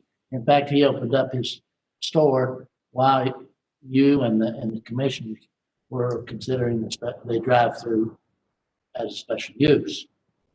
It required a binding site plan, and it really didn't change our site plan that we had already had submitted and approved, and we're under construction. That binding site plan, as part of the special use, turned out to be a great idea because when he got into business and with the COVID shutdown, the only way he could maintain any business was through the drive-through. So it actually turned out to be a great idea on his part. And now he wants to add some additional storage on the back of his facility. It won't be visible from any of the streets. But because it was a binding site plan, part of special use, we have to come back to amend this binding site plan to add this small amount of storage. We're not changing anything, as Rick said. We're not changing any site, not changing any parking. We are looking at making some slight improvements as recommended by the arborist for our landscape plan, our tree management plan. But with that, that's basically it. This is rather simple compared to a lot of the projects you've heard tonight. And I sympathize with you for all these different scopes of projects that you've gone through tonight. This one is a fairly simple one, and I'm available to answer any questions you might have. Thank you very much. And we love it when people finish a 10-minute time in 3 minutes. So you get I can sit here and talk some more, but if no, you want, you know. No, Charlie, please go sit down. I'm available for any questions, whatever you have. Absolutely. Stay there. We may have some. All right. Thank you. All right. We will take public input. Charlie, are you the only person in the room? Well, yes. So we don't have anyone in the auditorium that wants to speak on this application. All right. With that said, we'll come behind the rail for discussion amongst commissioners.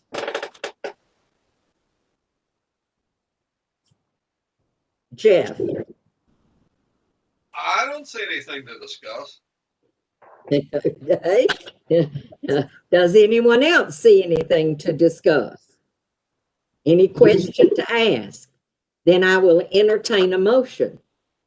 I'll make the motion. Or Jeff, you make the motion. I want to make a motion. I do have something to say. I'd like to make a motion to recommend approval. And do we have a second? I'll second that.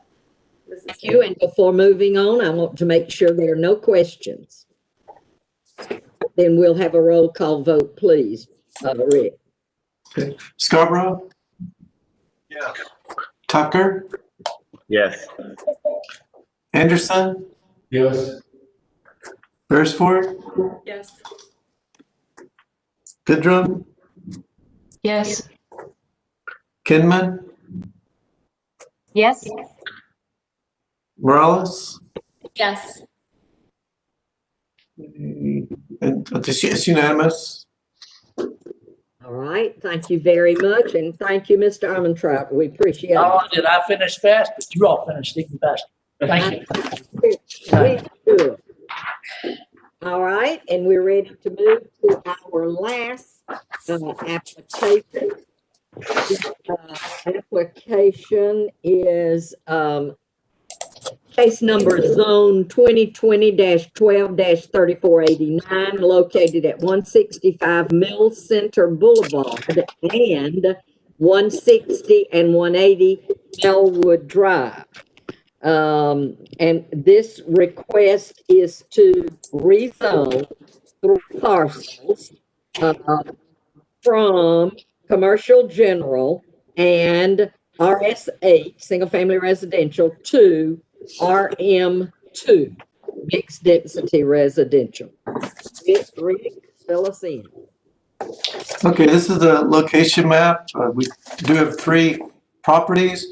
165 Mill Center, that's the one to the left here. We have 160 and 180 Melwood. We also have a frontage on James Mill Parkway. The aerial view, you can see there's a house on one of the parcels. There's also a small manufactured home park. Here, this property on Mill Center is undeveloped. The land use plan is corridor residential along Melwood and then corridor business along Mill Center. The proposed zoning would go from RS8 and CG to RN2, mixed density residential. So we have 3 parcels with 11.35 acres. Again, existing house, home, manufactured home park, and some undeveloped property for proposed multifamily development. However, this is a concept site plan and concept architecture.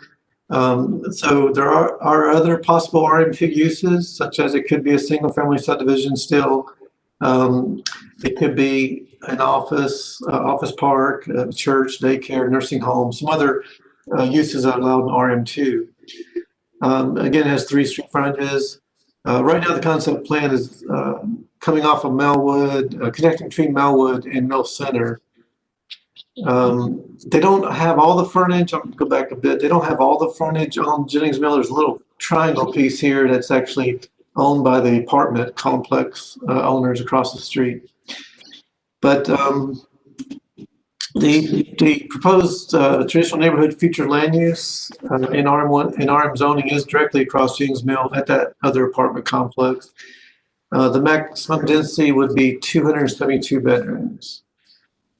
This is, again, a concept plan. They have tried to meet the current code standards.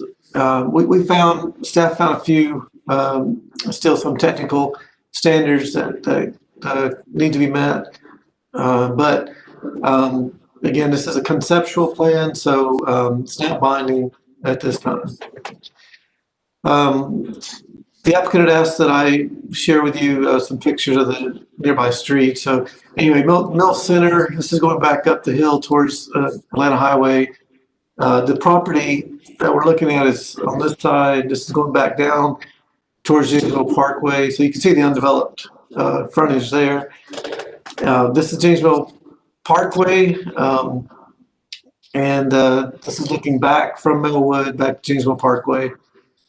And then just Melwood, and you can see Melwood Drive is much different in character. It's a much more narrower street. This is taken close to Janesville Parkway, and then this is taken closer to Arrowhead or Atlanta Highway. This house here would be taken down. That's one of the parcels in the proposal. So this is comments only. This is a type 1 90-day review. We don't see a lot of these, but because the future land use is changing, and right now it's a straight rezoning, there's a 90-day hold before you guys do a formal recommendation. So they have asked if they could come in early and get your comments, your feedback, and then they can make some changes and come back to you in a couple of months. So this is all for kind of their benefit tonight. Hear what you guys think about this. We do see this as a possible transition between commercial and residential uses. We are near a commercial corridor, which the comp plan does sort of like, I can't think of a better word anyway. But also there is still this concern with the rapid increase. So we say this all the time about the multifamily development. In this case, this is out west, western part of the county. We don't have a lot of multifamily out there. There's low water across the loop off Janesville Road, and then Ridge Point down there, Jimmy Daniel. But other than that, it's far from downtown, far from what would likely be student housing. So that concludes the staff report.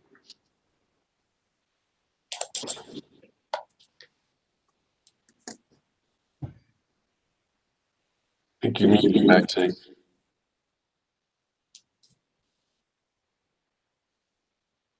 It's good I muted because I did the wrong thing.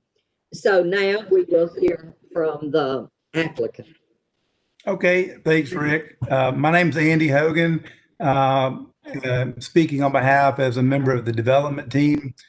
I currently live at 355 Jennings Mill Parkway, across the street from this project in the Fairway apartment complex.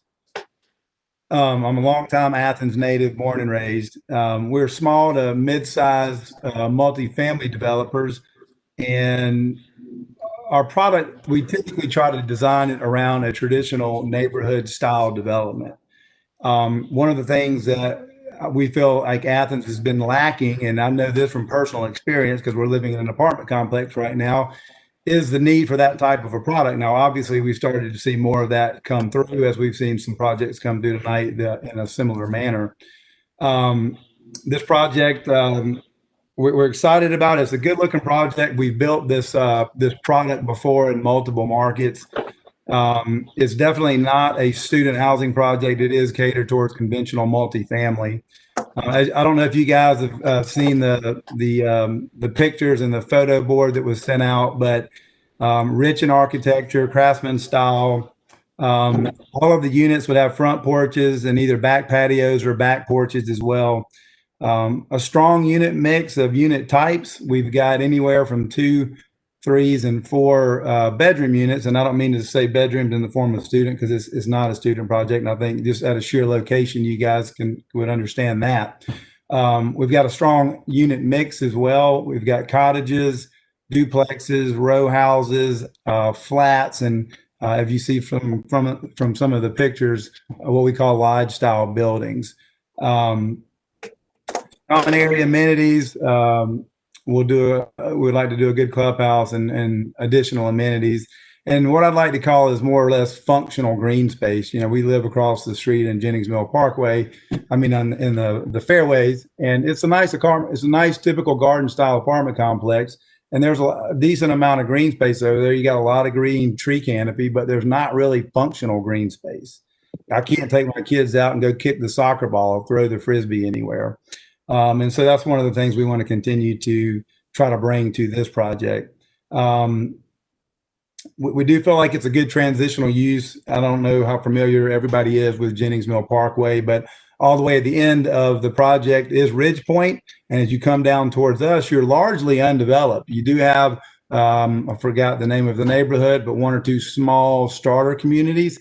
A little bit of industrial going on, and then you find your way down to the fairways, which I know it is an RM1 as they came through as part of the PD 20 years ago, but when you certainly look at the acreage relative to the density of the apartment complex, it's actually over that of an RM2. It's I think it works out to about 27 plus units per acre over there.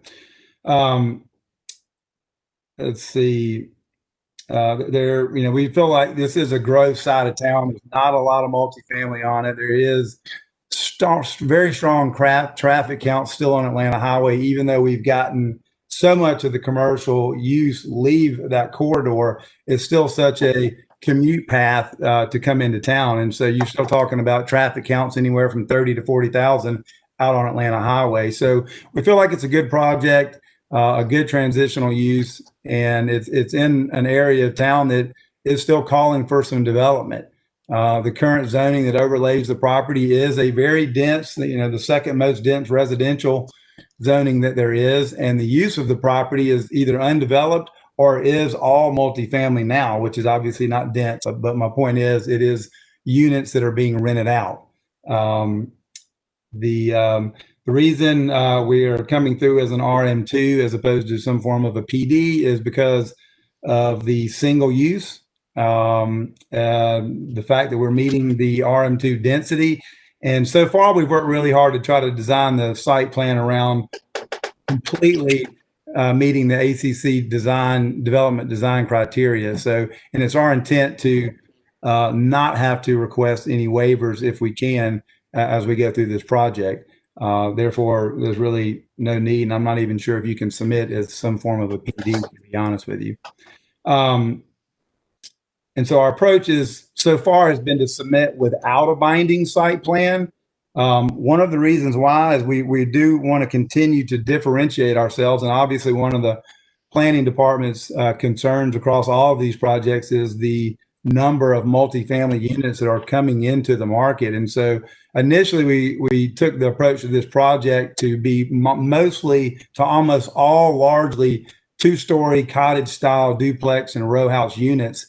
The reality is this day and time, it's very hard to pencil projects out. The sheer cost of development and vertical construction, it's a real thing. And so we've had to go back and intermix in some of our lodge buildings, which we like the lodge buildings a lot, but we would actually like to continue to try to tighten up some of our costs and understand some of how we can tweak those down and actually do less of our lodge buildings and bring more of the cottage concept into the project. We've got several in there now, but we would actually like to have more and less 3-story units. We don't have a ton, but I currently live in a typical garden style apartment, and I can tell you every time I walk in the door, all I do is hear what's going on the floor above us. And so that's one of the reasons that we are trying to develop this type of a product. You know, I think we don't mind binding, and we're up for, I certainly look forward to hearing all of y'all's comments, but we would more like to bind the use, the architecture, the unit types across the building so that we could potentially still actually downsize the density some and loosen or lose some of our 3-story units. Really, I'm trying to keep it short and sweet, and I appreciate you guys hanging in there because I know the night's getting late. So I'll turn it back over to you guys. Thank you so much, Mr. All right. So it does not appear that we have anyone in the auditorium. So then we will move behind the rail and have discussion amongst commissioners.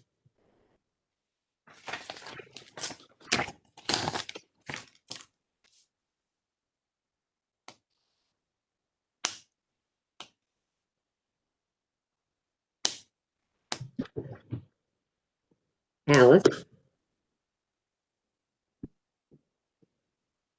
No, sorry.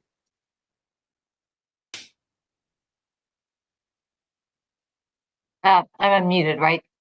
Yes. Okay, thank you.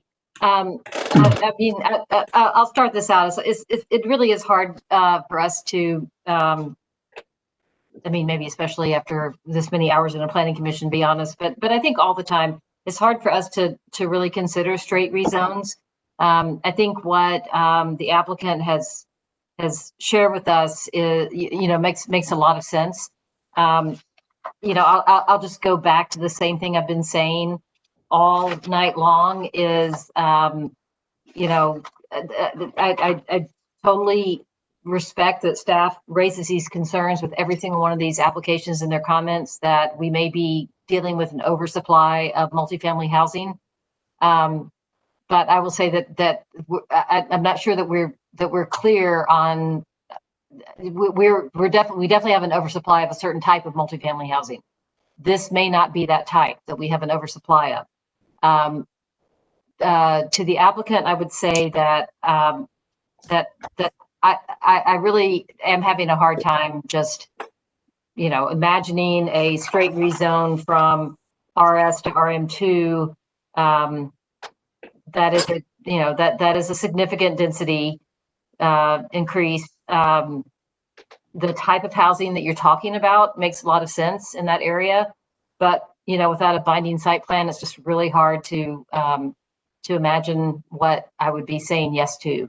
But in general, I agree with the premise of this development that this is probably a good place for that kind of smaller housing types with a variety of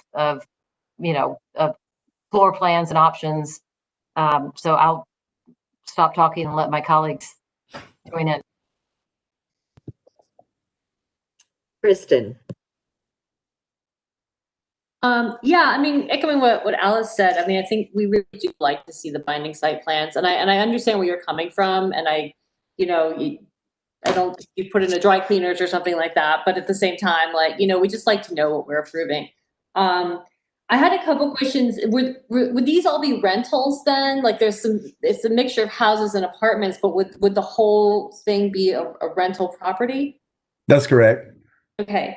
And then you also mentioned a lodge building. What exactly is a lodge building? We call them lodge buildings. I'm not, Rick, do you don't by chance have the photo board that we submitted? We could pull up and I could show you some pictures, but okay, she's got some pictures in there. Is it on here? That's right. That's right. So if you were to look down on the first page, let's see, on the first page, there's one in the top left.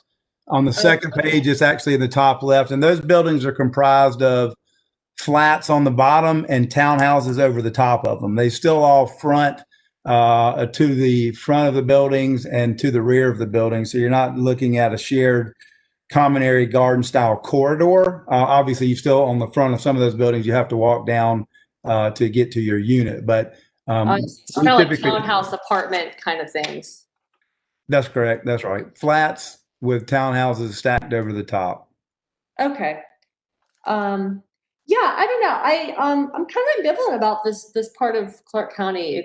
I mean, it seems like the perfect place for apartments, I guess. And this road is like the secret cut-through road over on that side of town. So, yeah, I don't know. I think as long as you're not building a bunch of 4 and 5 bedroom apartments, I think it would be okay. But again, we just need to see the plans for that. As a note, we don't have many 4 and 5. We don't have any 5 bedrooms. We have, I think we've got in there, it's either 4 or 5 4-bedroom cottages. And that was honestly out of a need of myself and one of my partners who we are both currently renting. I've been renting for 2 to 3 years now while we have taken some time to acquire and renovate an older house in Athens. And we both have big families. And so, we currently, my partner is renting a 4-bedroom house for him and his family now. And I did for a period of time until that house sold. And there really just wasn't any other product out there. So we are currently in what for us is a tight 3-bedroom apartment. So the only need for that 4-bedroom is a small quantity of the community that we feel like there is a conventional multifamily need out there on a smaller scale. Okay, other questions?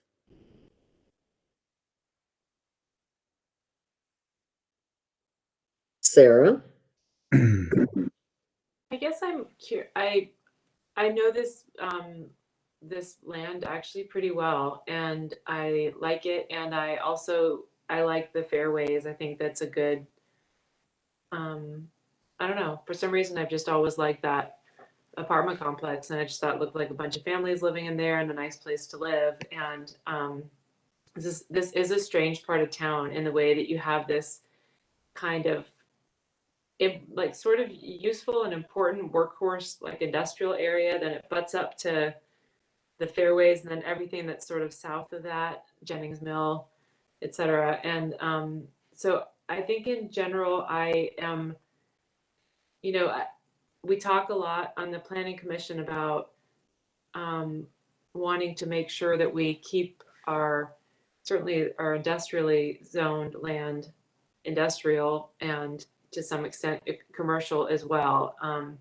But it's not like there's no residential around here. This is not doing something that's so different than what's happening adjacent.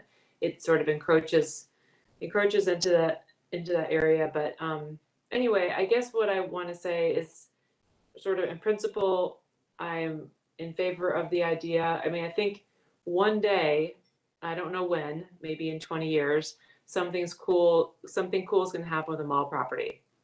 And this is an area that's close enough to the mall property. If we sort of think of this as a growth area of Athens or kind of a node, then some housing like this makes sense. But I agree with my colleagues in that we I wonder about, you mentioned at the end of your presentation that you're sort of open, that it's important to you to keep flexibility, but that you would be open to maybe a more creative approach to binding yourself to something, and maybe us having that kind of predictability in terms of what you plan to produce, but with some flexibility so that you can sort of flex to what the market, what you can make happen. You know, I would certainly be, I don't want to speak for everyone else, but you know, I would certainly be open to entertaining something that's not exactly a binding site plan, but or that is binding in some of the terms you mentioned that you could be bound to, but that gives you that flexibility, if that makes any sense. So I guess I would maybe want to hear if my fellow commissioners agree with that, but I just know that in general we're more comfortable with a binding site plan when we rezone. So it might just be good to kind of give some thought about how if you could make that happen, or if you could make a version of that happen. But I like this part of town, and I think it'd be nice to have more people living there. Anyone else? Yes, Jeff. Yeah, the only thing that might concern me about this is the facing of it onto Mill Center. And I'm not sure if that really bothers me or not. When I think of that, I think of it as a commercial street, just because it always has been kind of commercial down through there. But I don't know that gives me any pause, but I do agree with the others that, you know, given what's being asked of us here, a little more assurance that and I don't know how to say this politely, so I'll say it, that we'll get what is promised. So yeah, I like the idea of some form of binding site plan would be a lot easier for me. Can I speak to that? So again, I don't really normally have a problem with binding the site plan. And I'm not suggesting that I really do in this case either. I would say almost all of the projects that we've gone through the entitlement process, every one of them has been some form of a binding site plan for the most part. So that typically doesn't really bother us. Honestly, it's part of it has been really wanting to just work through the ability to actually scale back the density a little bit and go just back to more truly traditional neighborhood where we can maybe even not do any large buildings. I don't think that's going to be able to be the case. So I'll certainly understand the comments on the binding site plan. So I do like to hear that, you know, that aside, that people, everybody seems to like the flavor of it. And so anyway, thank you for that so far. Maxine, could I say one more quick thing? One of the reasons I like this area is I mean, right now, of course, this property is totally wooded.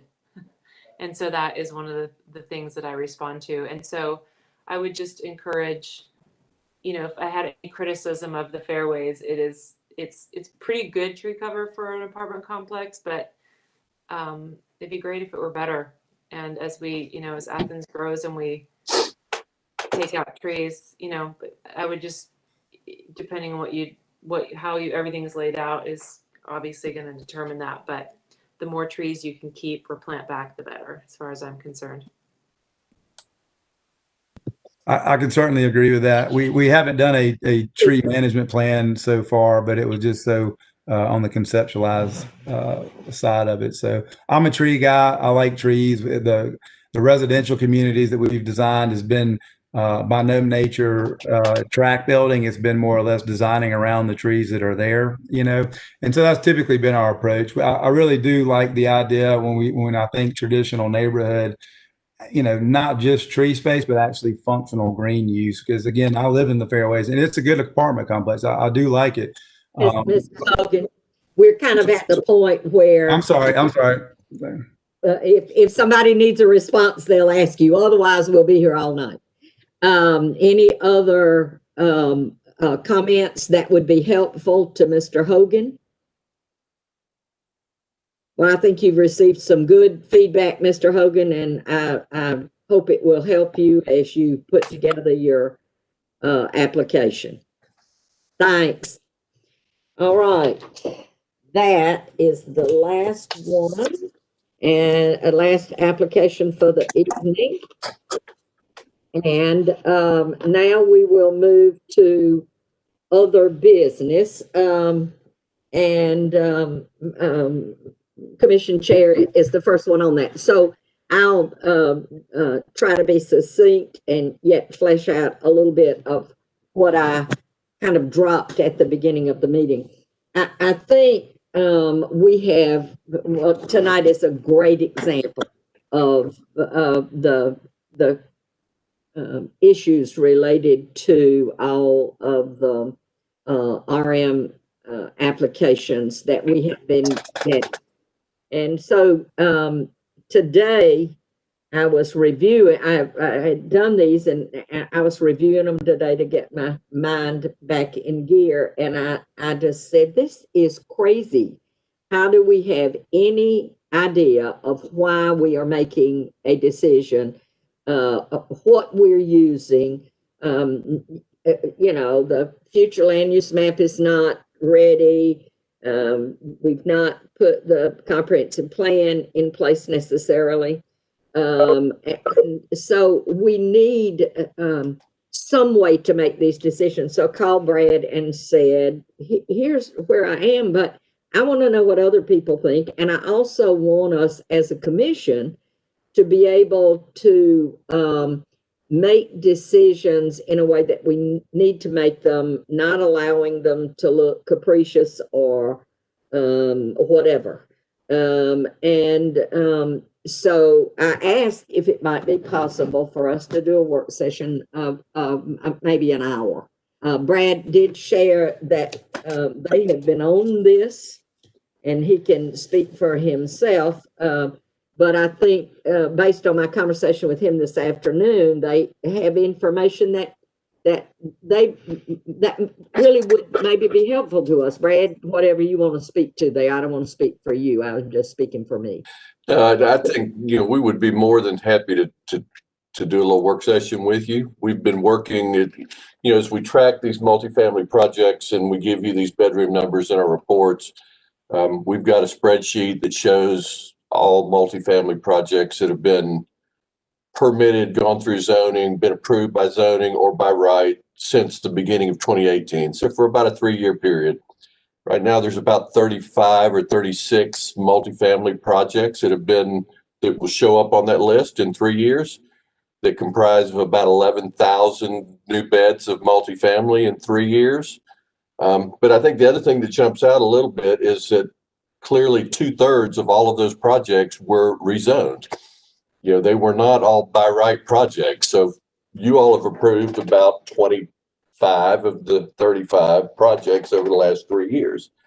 You know, we've made recommendations on them too. So I'm not pointing fingers at anybody on that, but I think it is helpful to see it in a spreadsheet.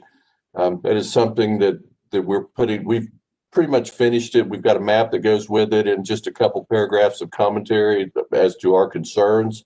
I'll be sharing that with my manager tomorrow and he will get it out to the commission.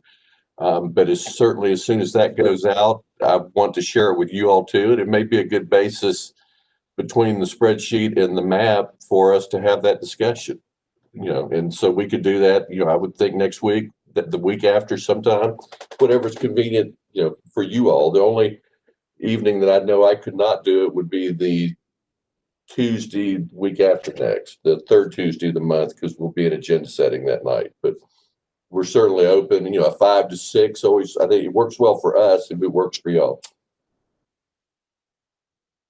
I don't want to be the only one that thinks we need to have this discussion, so don't let me lead you in a bad direction. Alice is saying yes. Kristen said yes.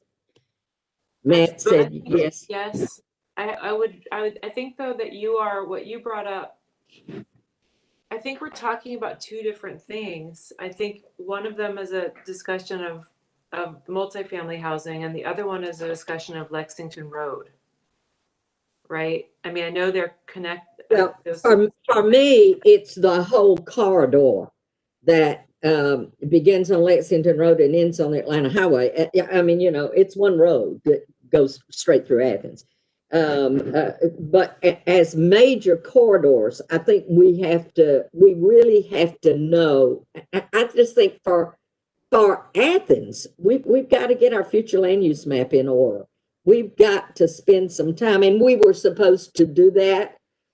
Our committee, as some other, you all were working on some affordable, and then we got pulled into doing the other. It is something that we need to be about anyway. We need to be working on that, making determinations about that. And I think it would really help us. But I think for me, talking together about how we go about making some of those decisions, what are considerations. Tonight, I was so alert to it that I could see things that seemed very easy to make decisions about, and others that weren't easy to make decisions about.